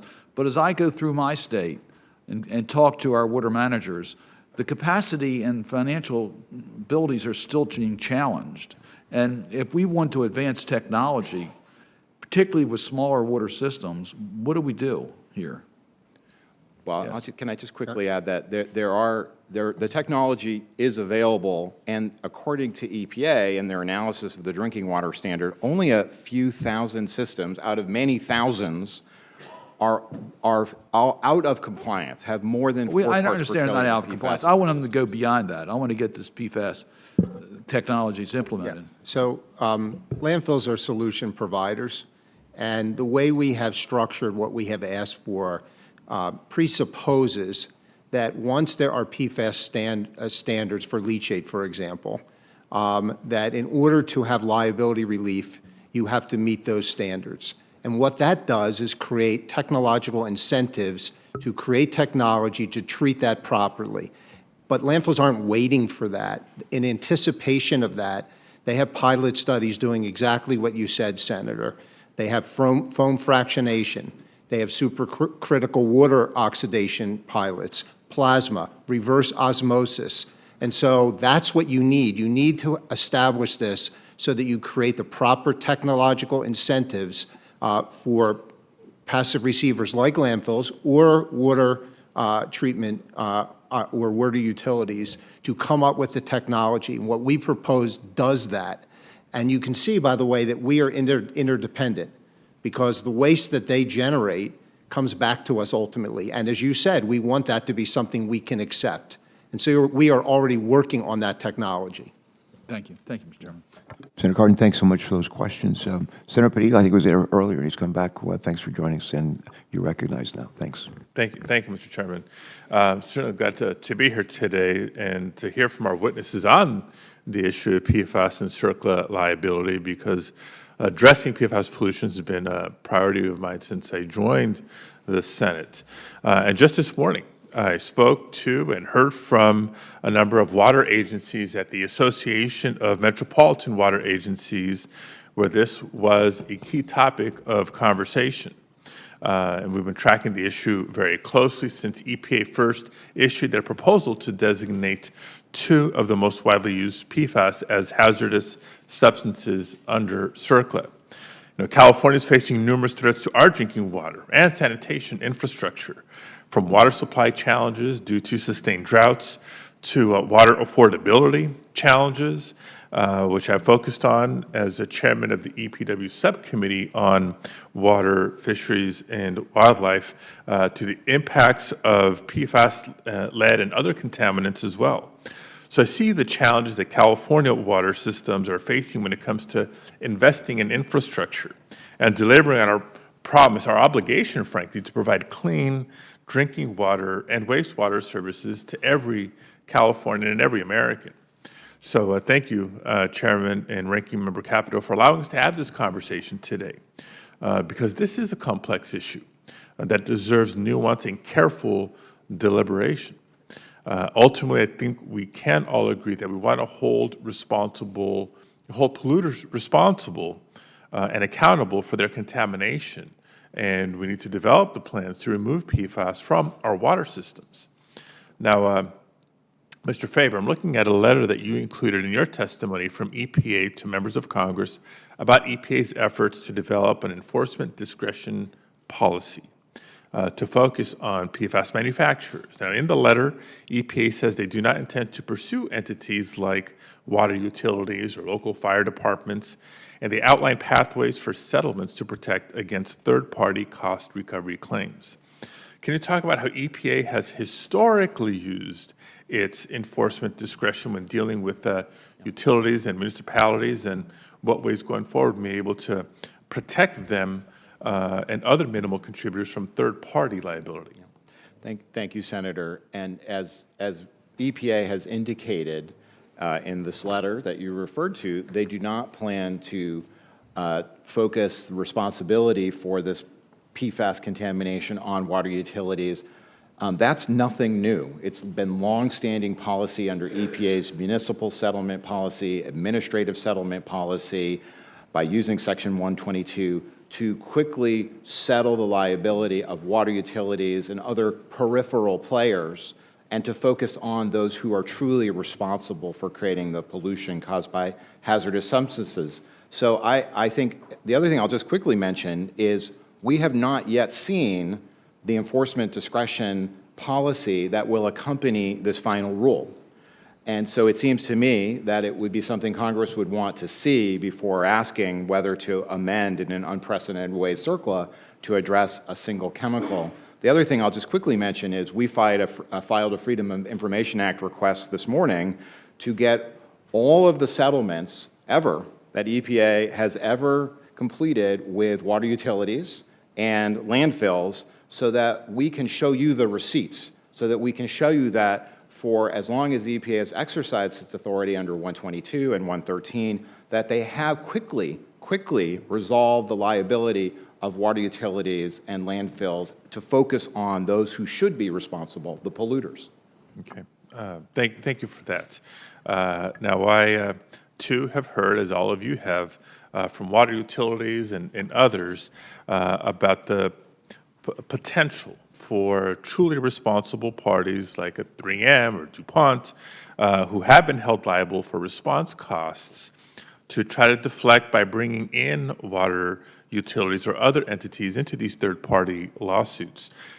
Ms. Bowers, I know this was discussed earlier in the hearing already, but your written testimony outlines the EPA enforcement discretion wouldn't necessarily protect covered entities in this scenario. Can you walk us through what the options would be for water utilities in the scenario where a liable party brought them into a third-party contribution claim? Sure. Thank you, Senator. Just to make sure that I understand the question, this would be in an instance where a water utility has been brought in to an enforcement action, not by EPA, but this would be a third-party contribution. Correct, the truly liable. Sure. So if in that instance EPA has not entered into a settlement resolving that utility's liability under CERCLA, then that utility could still be liable under CERCLA, assuming no other exemptions apply. As I mentioned before, some of those other exemptions and defenses could potentially be relevant in this context. So how that could work is if another entity has either incurred cleanup costs or has itself been the subject of enforcement action or has resolved its liability, that entity would have the opportunity to file what's called a third-party contribution claim. So they may, as part of litigation or as part of a new lawsuit, file a lawsuit against other potentially responsible parties. And as I mentioned, if those parties have not themselves resolved their liability to EPA or a state under CERCLA, then they could still be subject to suit. Okay, so something else to look for in the proposal going forward. Okay, thank you, Mr. Senator Perdue, thanks so much for those questions. The subcommittee that has significant jurisdiction over these issues is chaired by Senator Merkley, and he's next in the line of questioning. Senator Merkley. Yes, thank you very much, Mr. Chairman. And both my subcommittee and Senator Padilla's subcommittee are directly affected by water and by chemicals, and PFAS is a big deal. I want to start, Mr. Faber, to follow up on the question from my colleague from California. I believe that the final regulation is expected the first week of April, and then a follow-up memo about enforcement strategy. And is that what you were referring to? Were you referring to those two items when you said Congress might want to wait and see, kind of read that ink before proceeding to exempt a specific entity or a specific chemical under CERCLA? That's right. Thank you, Senator, for the question. So hopefully we will see both of these final rules soon, the drinking water rule and the hazardous substance designation.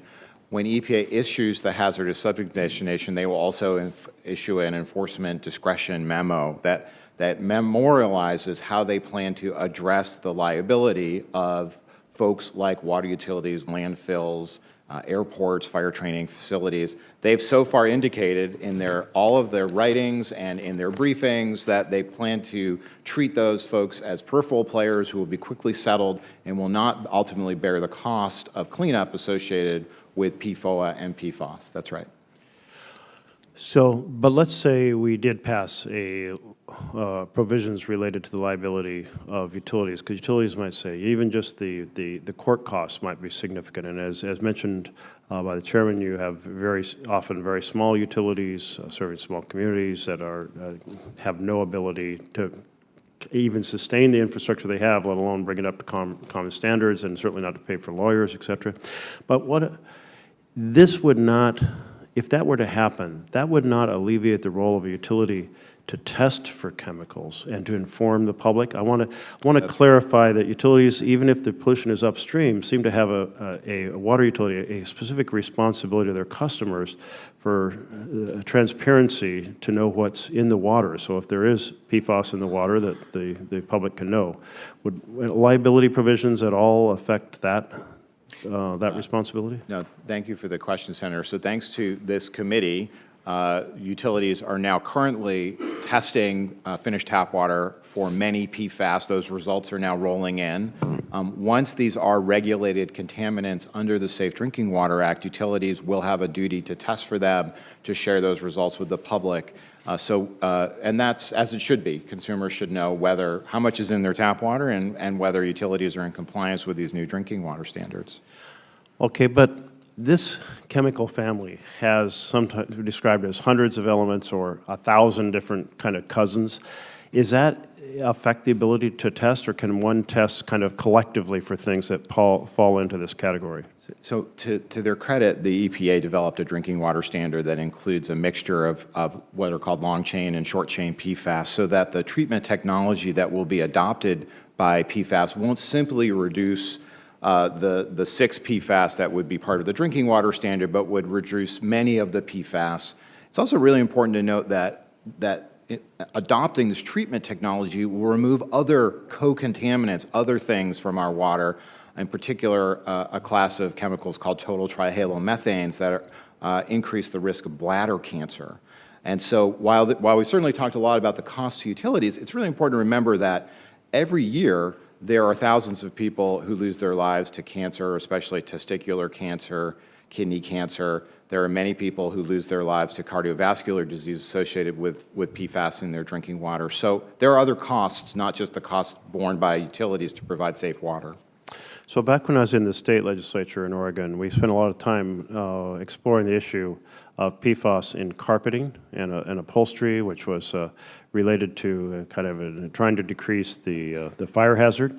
And I had little tiny kids crawling around on the carpet, and I was appalled to find out that my son and daughter's noses picking up those carpet fibers were picking up PFAS right almost from birth.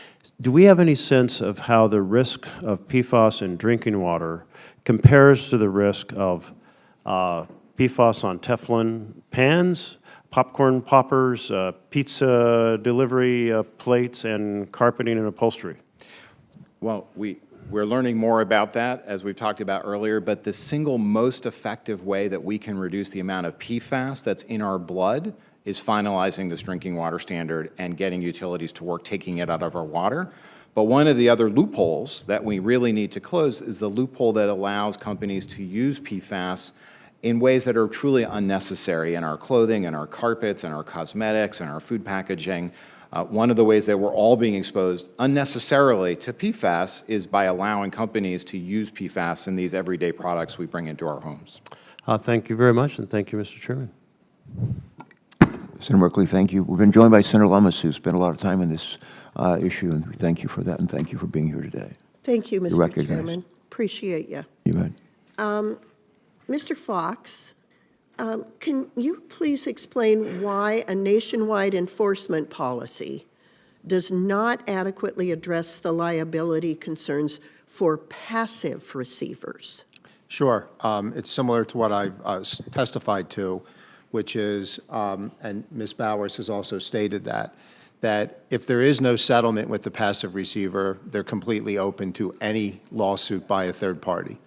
Even if the passive receiver has settled with the government and obtained contribution protection, if the third party has not settled its liability with the government, then they can sue them. So it does not provide that protection. And if I might, I want to give you a specific example that I was involved in about this back in 2002. There was an EPA policy, same thing, discretion, not to go against prospective purchasers who wanted to redevelop brownfield sites. It was an incredibly cumbersome policy. It did not work. And as a result of that, the inadequacy of that enforcement policy, what happened was we got the 2002 Brownfields amendments, which created an exemption under the statute for exactly those circumstances, which actually was a win-win for everybody. So is it true that Congress has amended CERCLA liability in response to the increased inefficiencies and administrative costs associated with implementing a nationwide enforcement discretion policy? Absolutely, and that's the example that I just gave you, which is they had a very ineffective enforcement discretion policy for prospective purchasers. Our firm actually was involved in one of those. It took 18 months to even get it done. It doesn't happen very much, and so we needed a statutory exemption, and that's exactly what happened, positive for everybody. So one of my concerns, and I once upon a time had some experience with RCRA, and I'm a big fan of RCRA. It really bailed out a problem I was having because I live right next door to a refinery.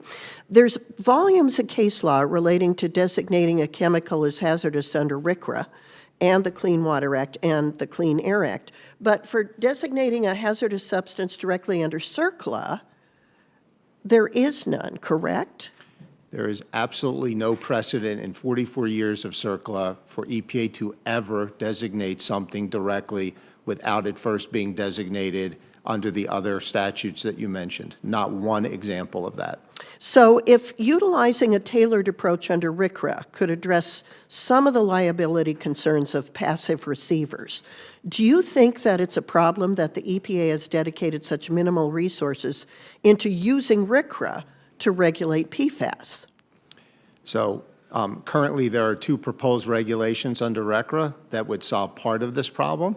One is to list 9 separate PFAS compounds as hazardous constituents, and another one to say that those compounds could be subject to what's known as RCRA corrective action. So at sites, EPA could use their authority at RCRA corrective action sites to clean up those sites. And just to speak to what the gentleman from New Mexico was stating, a lot of those DOD sites are RCRA corrective action sites.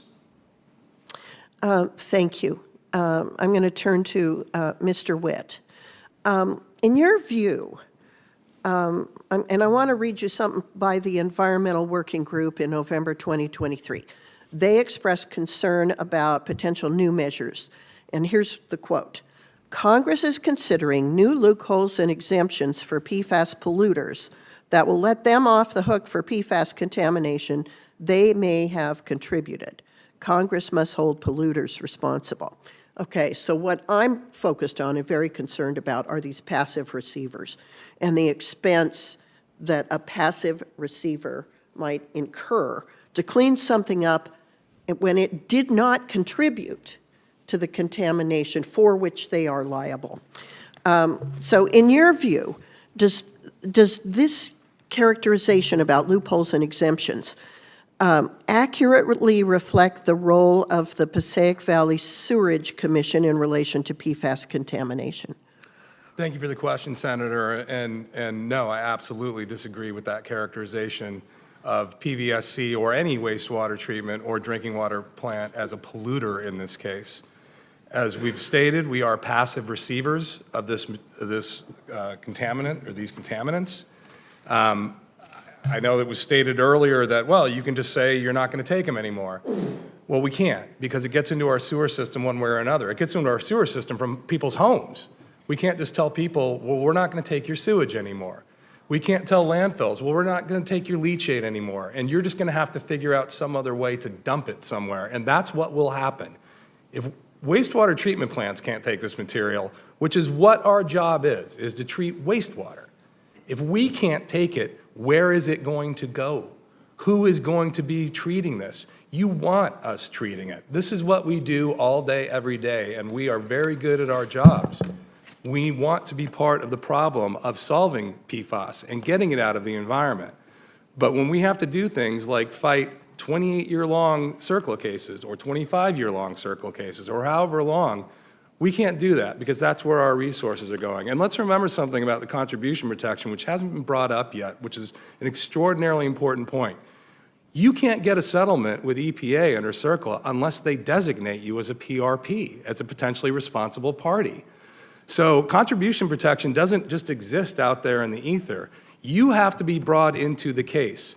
And under CERCLA, liability is joint and several. That means once you're in as a PRP, you could be responsible for the entire cleanup cost. That means the public could be responsible for the entire cleanup cost. That's what we have going on in the diamond alkali site right now. There's a proposed consent decree for 85 private parties in that case, pending before federal court in New Jersey right now. And yet, there are public entities who are still in it. If those parties get out, we're still there. We're still potentially on the hook. So let's not forget when we talk about enforcement discretion and what happens with that and the protections you might get, they're really quite ephemeral. The way that we get protection under this is to get this exemption. It's not a loophole. Gentlemen and lady, thank you so much for being witnesses today. Mr. Chairman, I yield back. Thank you so much for those questions. Senator Capito needs to leave, but she's going to ask maybe another question or two, and then Senator Whitehouse has joined us. Thank you. Yeah, I really just had a comment, and thanks. I don't know if Senator Whitehouse gave me a few minutes, but thank you, Senator Whitehouse, for that. Yes, he did. Thank you, Senator Carper. I've been listening to this. I want everybody to know who's here testifying and our members to know that this is a public forum to get into sort of the nitty-gritty of what we've been trying to work on in private by getting stakeholders from every single aspect of this issue. We've had, to the chairman's credit, we've had two very major roundtables and to understand the issue as well as we possibly can. So now we're honing in on it. And so I guess my final comment would be, I think it was agreement that third-party or passive receivers are not what we're aiming at here. We're aiming at the polluter pays. The polluter should pay the cleanup and pay the cleanup. The third parties, because of past 11 exemptions in CERCLA, or because of what Mr. Witt just mentioned in the statute of CERCLA, don't feel like the EPA writing a letter of enforcement discretion or mentioning enforcement discretion, and of course that only lasts as long as that EPA lasts, I would imagine, provides that bright line, I guess I would use that term. And so Mr. Faber has said that this, that it will be written into the verbiage that third-party, water systems and wastewater systems and landfills are not to be, not where we're aiming here, or not to be held liable. If we all agree on that, why wouldn't we just agree on putting it in the statute and making it a bright line and making it very clear? So it's not a question, Mr. Faber. But anyway, that would be my parting thought, because we have a lot of agreement on a lot of this, and I think the more explicit, I'm not an attorney, but the more explicit we can make this, I think the better it is, so that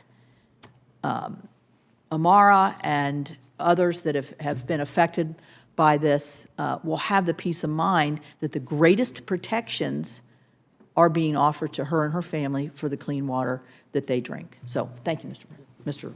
Thank you for those closing thoughts. Senator White, we have, as you heard earlier, we have members here who have different backgrounds, some in business, some in government, some in the military. One of the best legal minds in the U.S. Senate. It's not me, but it's the man that I'm going to yield to right now. Sheldon, thanks for joining us. When I used to travel with Senator McCain, we would often meet the head of state in a foreign country, and he would introduce me, sometimes by saying, you know, this is Senator Whitehouse. He's a very well-regarded lawyer. By the way, do you know the difference between a lawyer and a catfish? And the head of state would look confused and befuddled, and he would say, as many of us have heard him say, well, one is a scum-sucking bottom feeder, and the other is a fish. Always got the conversation with the foreign head of state off to a really nice start that way. Ms. Bowers, are there steps that passive receivers can take to preemptively protect themselves or reduce their exposure to third-party litigation under CERCLA? Thank you, Senator, for the question. One of the potential exemptions that we've talked about a little bit today and that I've mentioned in my written testimony is the federally permitted release exemption. And this just provides that if a release is in accordance with one of a number of federally issued permits under several federal environmental laws, then there is no liability under CERCLA to be associated with that release. The specific types of permits are enumerated in the definition. Several Clean Water Act permits could potentially be applicable, could be a basis for that exemption. It's a very site-specific inquiry. It depends on the terms of the permit. And there are some open questions right now about the extent to which that exemption would apply where a permit does not either specify discharge limits for PFAS or otherwise specify best management practices. Yeah. There's some suggestion that the exemption may still apply. It's somewhat untested in the courts. But So a passive receiver that has a federal permit would be well advised to pursue an upgrade to that permit for PFAS. It would certainly involve discussions with EPA or with the state permitting entity regarding the terms of the permit and regarding what discharges have been disclosed as part of the permitting process. Again, though, it's a very site-specific determination. Yeah. And Mr. Faber, are there many other chemicals that are fairly ubiquitous in the environment, like PFAS? And are there lessons from the experience with those chemicals as to how they've been handled by EPA and under CERCLA? Thank you for the question. As we've talked about, there are more than 800 hazardous substances. More than 600 are still being produced. More than 300 are being produced in high volume, including sulfuric acid. Hundreds are already found in landfills. 66 are found in our drinking water systems. And to answer, I think, both of your questions, where we might politely disagree, is water utilities, wastewater utilities in particular, can certainly require their customers to pre-treat their wastes. Some do. In Michigan, for example, the state has a pretreatment program. It's unfortunately far too rare. That would help reduce ultimately their liability. Water utilities could have gone to their state regulators and modified their NPDES permits to address PFOA and PFAS. While the manufacturers hid the truth of these harms from you when you were writing these lists that got incorporated by reference into 102, it's not a secret that PFAS is a toxic forever chemical, and it's certainly not been a secret to water utilities. They could have amended their permits to address those releases and taken advantage of the permitted release liability shield. They still can. They could today. Very few of them have. Very few are requiring the folks who are sending them waste to pre-treat their wastes, which they can do. Very few of them have gone to their state regulators and say, I want to amend my permit to reduce my releases of PFAS so that I can benefit from the liability shield Ms. Bowers talked about. So there's, and we know that because we've been dealing with hazardous substances for decades. Thanks very much. Thank you, Chairman. Thank you, and thank you for sharing the wisdom of John McCain. John McCain and I served in the Navy together for many, many years. He's a hero and a great colleague in the House and here, so thank you for invoking his name and his wonderful sense of humor. Sometimes sometimes irreverent, never irrelevant. I got a couple of questions. We may have another one or two of our colleagues straggling in. We have a bunch of other committees that are underway. We're about to start a vote, so I'll ask a couple of questions and we'll see if anyone else arrives. I said earlier I like to telegraph pitches, and I'll telegraph one right now before I jump into a couple of questions for each of you. Senator Ricketts and I are recovering governors. When we were governors, we were part of the National Governors Association, and we were very active in something called the NGA, National Governors Association, Center for Best Practices. And what we do in the Center for Best Practices in the states, we dealt with a lot of the different issues, but a lot of the same issues. And we would share ideas with one another as how to deal with a particular challenge we're facing in our respective states. And I like to say, find out what works, do more of that. And as we get ready to close out here in a few minutes, one of the things I'll be asking you about is there anything we can learn, not from necessarily the states, maybe the states, but maybe from some other countries. And I'll probably ask that for the record. To see, this is not an issue that's peculiar just to our country and our people. It's something that affects people all over the world. Okay. Mr. Witt, Mr. Fox, question with respect to waste and water utility liability. Bless you. First, a blessing. We could all use one of those right now. In determining responsibility for chemical contamination when cleanup is required, the EPA first tries to define the various parties that are responsible for contamination. The Superfund law defines potentially responsible parties to include anyone who's ever touched the contamination in some way. The EPA assigns an amount of liability for each party later in the process. The EPA reviews each contamination situation individually and tends to absolve water utilities of ongoing liability, though this process may take years in some cases. A question, again for Mr. Witt, Mr. Fox. If there are already legal mechanisms to solve the utility liability question, what is different about PFAS contamination compared to other types of chemical contamination? Why should the EPA treat PFAS contamination at waste and water utilities differently from other hazardous substances under the Superfund law? Please, Mr. Witt, why don't you go first? Thank you, Chairman, for the question. I think as we've described here today, there really aren't very many good ways for water sector utilities to avoid liability in this case. And let me go back to the question that Senator Whitehouse just asked Ms. Bowers about the permit liability shield. That's only going forward. That doesn't go back. CERCLA goes back and goes forward. So it doesn't help for any past discharges for which a utility could be subject to liability for. And as the Senator said, and we were talking about here, yes, wastewater and drinking water entities can list PFAS in their permits as a discharge, and many of us do. I can tell you that PVSC has done that as well. But the problem with doing that is there's no set limits for anything yet. So you're acknowledging that you have it in your discharge, but you're essentially saying you have to tell us what you want us to do with it yet. Now, we're very fortunate in New Jersey under the administration of Governor Murphy and our New Jersey Department of Environmental Protection and our Commissioner, Sean LaTourette.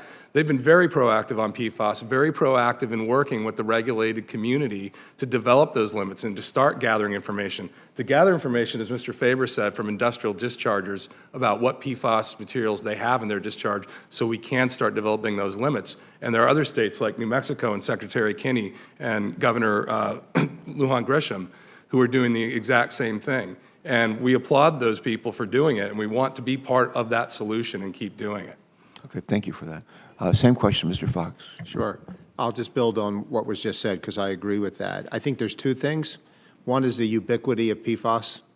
It's probably the most common chemical in usage, and it's in everyday trash that any one of us throws out. So that's one. The second issue is really what was just said, and that is there are no standards for which you can comply with, for example, to meet the federally permitted release exemption that currently exists. You can't comply with that. And think of the consequences. Think of the real-world consequences of that, which is that you would impose strict joint and several and retroactive liability on people who had no standard they had an opportunity to meet in order to get the defense. And that is inequitable. All right, good. Thank you for that. Senator Lummis, would you like to ask another question? I will follow up, especially if it gives someone who wants to make it here from another hearing. From another planet? From another planet, time to get here. Thank you. For Ms. Bowers, CERCLA focuses liability on those who dispose of hazardous substances. Okay, so the courts created a useful products exclusion if they're not the parties actively disposing of PFAS-laden products or wastes, right? Thank you, Senator, for the question. So this doctrine that you've mentioned refers to the potential liability of a manufacturer under CERCLA. CERCLA identifies different categories of potentially responsible parties. It does not identify a manufacturer as potentially liable merely because it manufactured a product. So could that be used, this useful products exclusion, be used by a manufacturer of PFAS to potentially escape liability under CERCLA? The way the doctrine works is that if a manufacturer produces a useful product, sells the useful product, distributes it, downstream it is released into the environment by another user or purchaser, unless there's evidence that the manufacturer sold the product as waste specifically with the intent to dispose of the product, the manufacturer would not be held liable for that downstream release. So another question, if no manufacturer of PFAS is liable under CERCLA for PFAS pollution because of that exclusion, who would be responsible? Senator, I just want to clarify that it's not necessarily the case that no manufacturer would be liable. If there was a release that occurred as part of the manufacturing process itself, that manufacturer could be liable under CERCLA as an owner or an operator in that category.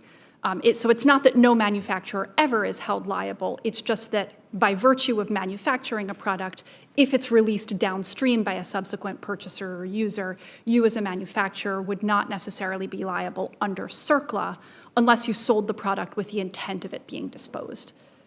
Okay. Can you envision it being used as a loophole by manufacturers? It's a little difficult, Senator, to answer the question. I thank you for the question, but I'm just struggling a little bit because it has more to do with the way, with what happens to a product after it's manufactured and the way that it's used.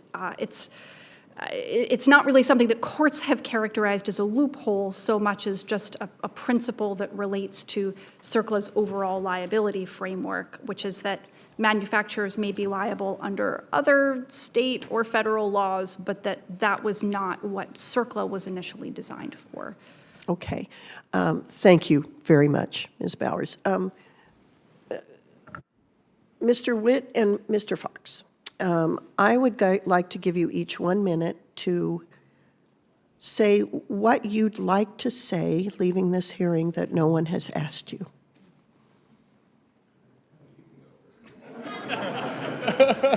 First last time. Okay.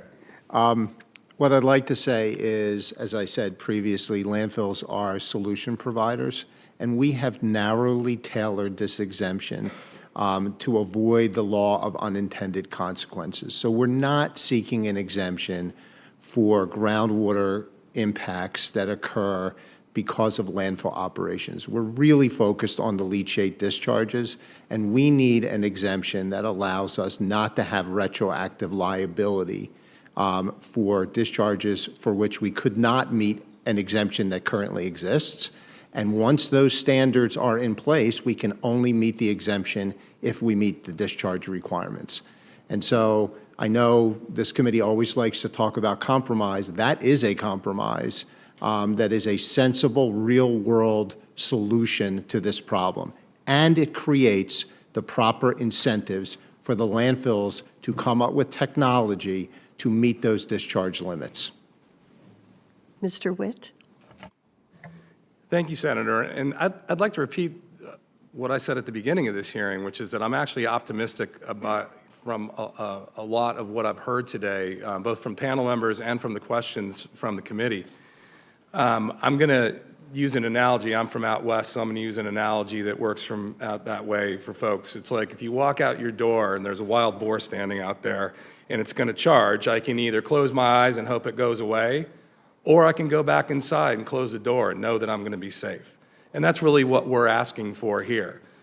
If we want to stand out and hope that that boar in the form of EPA doesn't charge us in the form of enforcement discretion, well, that's all well and fine, but that can change, and that boar's going to do what that boar's going to do. Mm-hmm. We want to go back in and close that door so that there isn't the possibility here, so that we can focus our resources, and more importantly, our ratepayers' resources, on putting treatment systems in place so that we can start resolving this PFAS problem and not paying litigation costs on the back end. Thank you. Yeah, thank you both. I come from a state where we have really small water systems for which potential liability would literally bankrupt, seriously, the water users. So I want to make sure that the cleanest water that we can deliver to people's taps is available to them at a price they can afford. Mr. Chairman, thank you so much. Thank you. Thanks again for all the time that you and your staff have invested on trying to get us to the right place on this issue. Thank you. And we're not there yet, but we're working together. We'll get there. We'll get there. Sure. I have a couple of questions that I will ask for the record, dealing with, among other things, manufacturer liability. I said earlier that I would ask you if is there anything we might be able to learn from other countries who are dealing with similar kinds of issues around the world that might be transferable to us. And you start, Secretary Kinney, any thoughts you have on that? Mr. Chairman, it's a great question.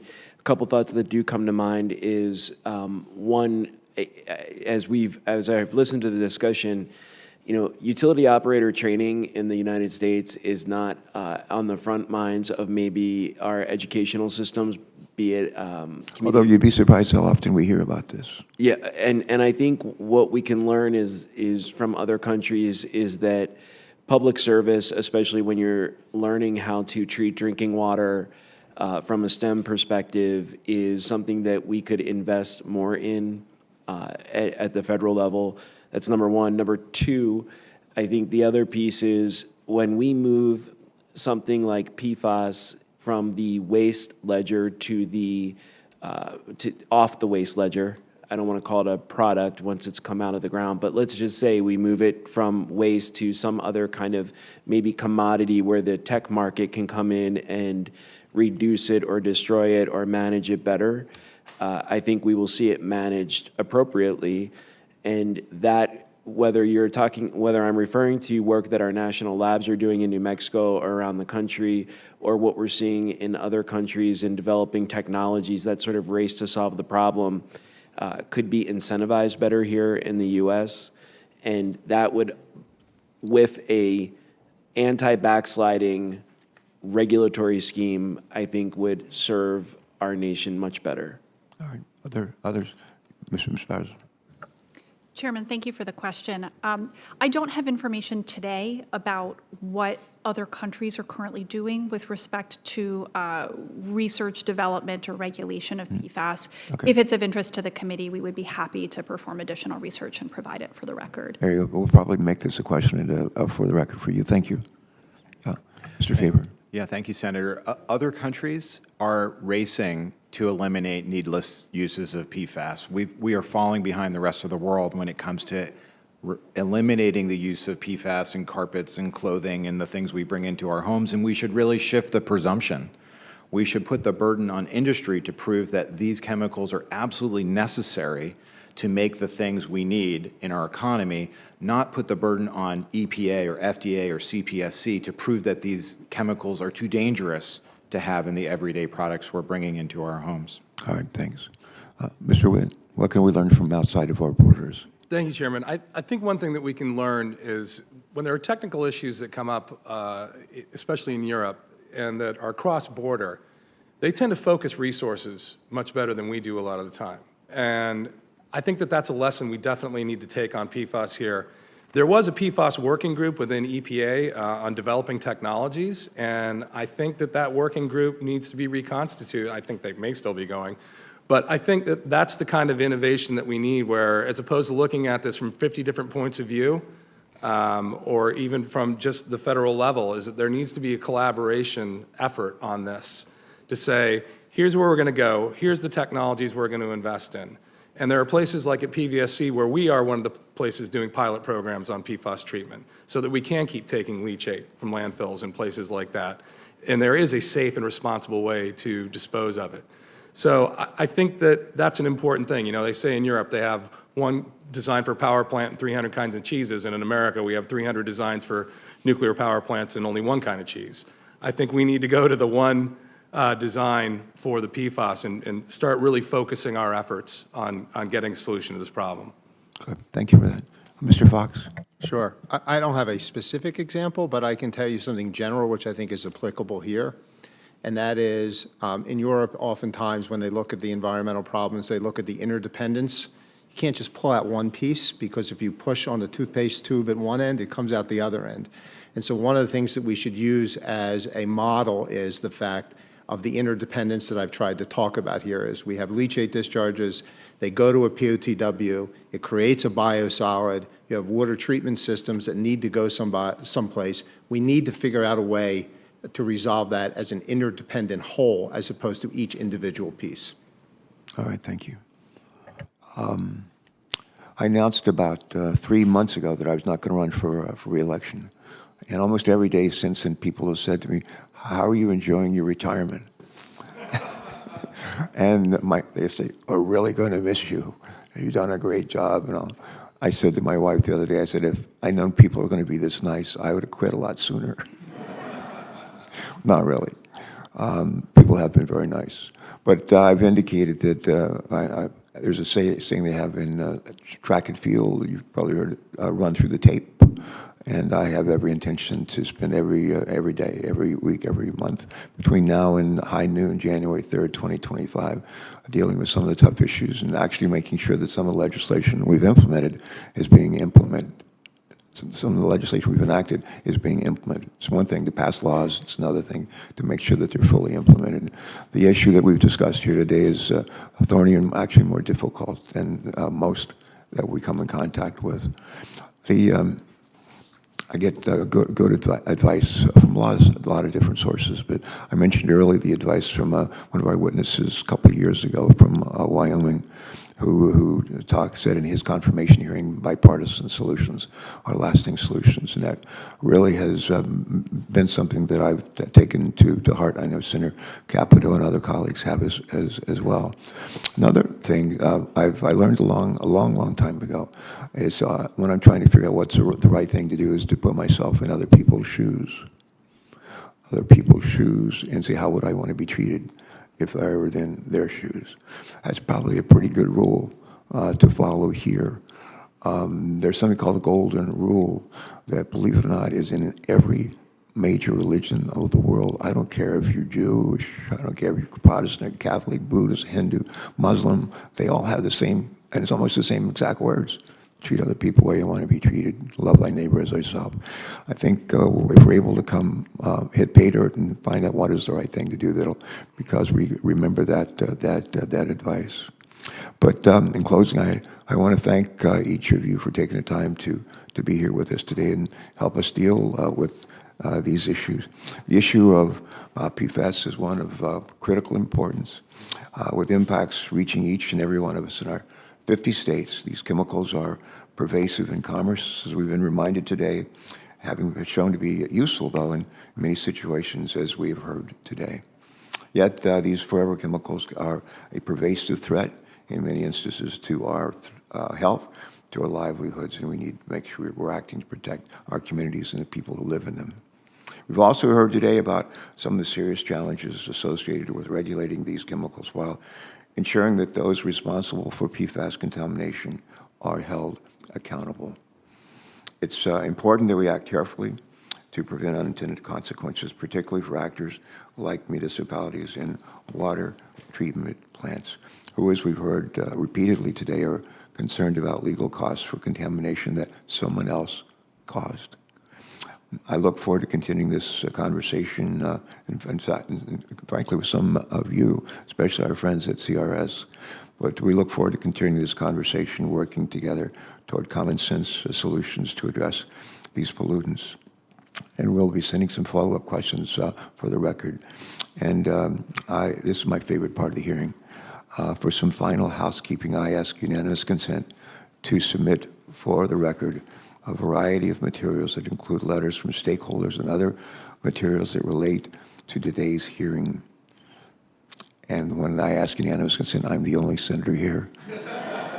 Nobody can object. So, without objection, senators will be allowed to submit questions for the record through the close of business on April 3rd, and we will compile those questions, send them to our witnesses, and ask our witnesses to reply by April 17th. April 17th, if you would. And with that, let me again thank our staffs on either side of me. We're different parties, but we're a team. We're a good team. And your testimony is going to make us a better team, I think, and make us better servants for the people that we serve. And with that, anything else? All right, I'm going to go vote. All right, thank you all. God bless. This hearing is adjourned.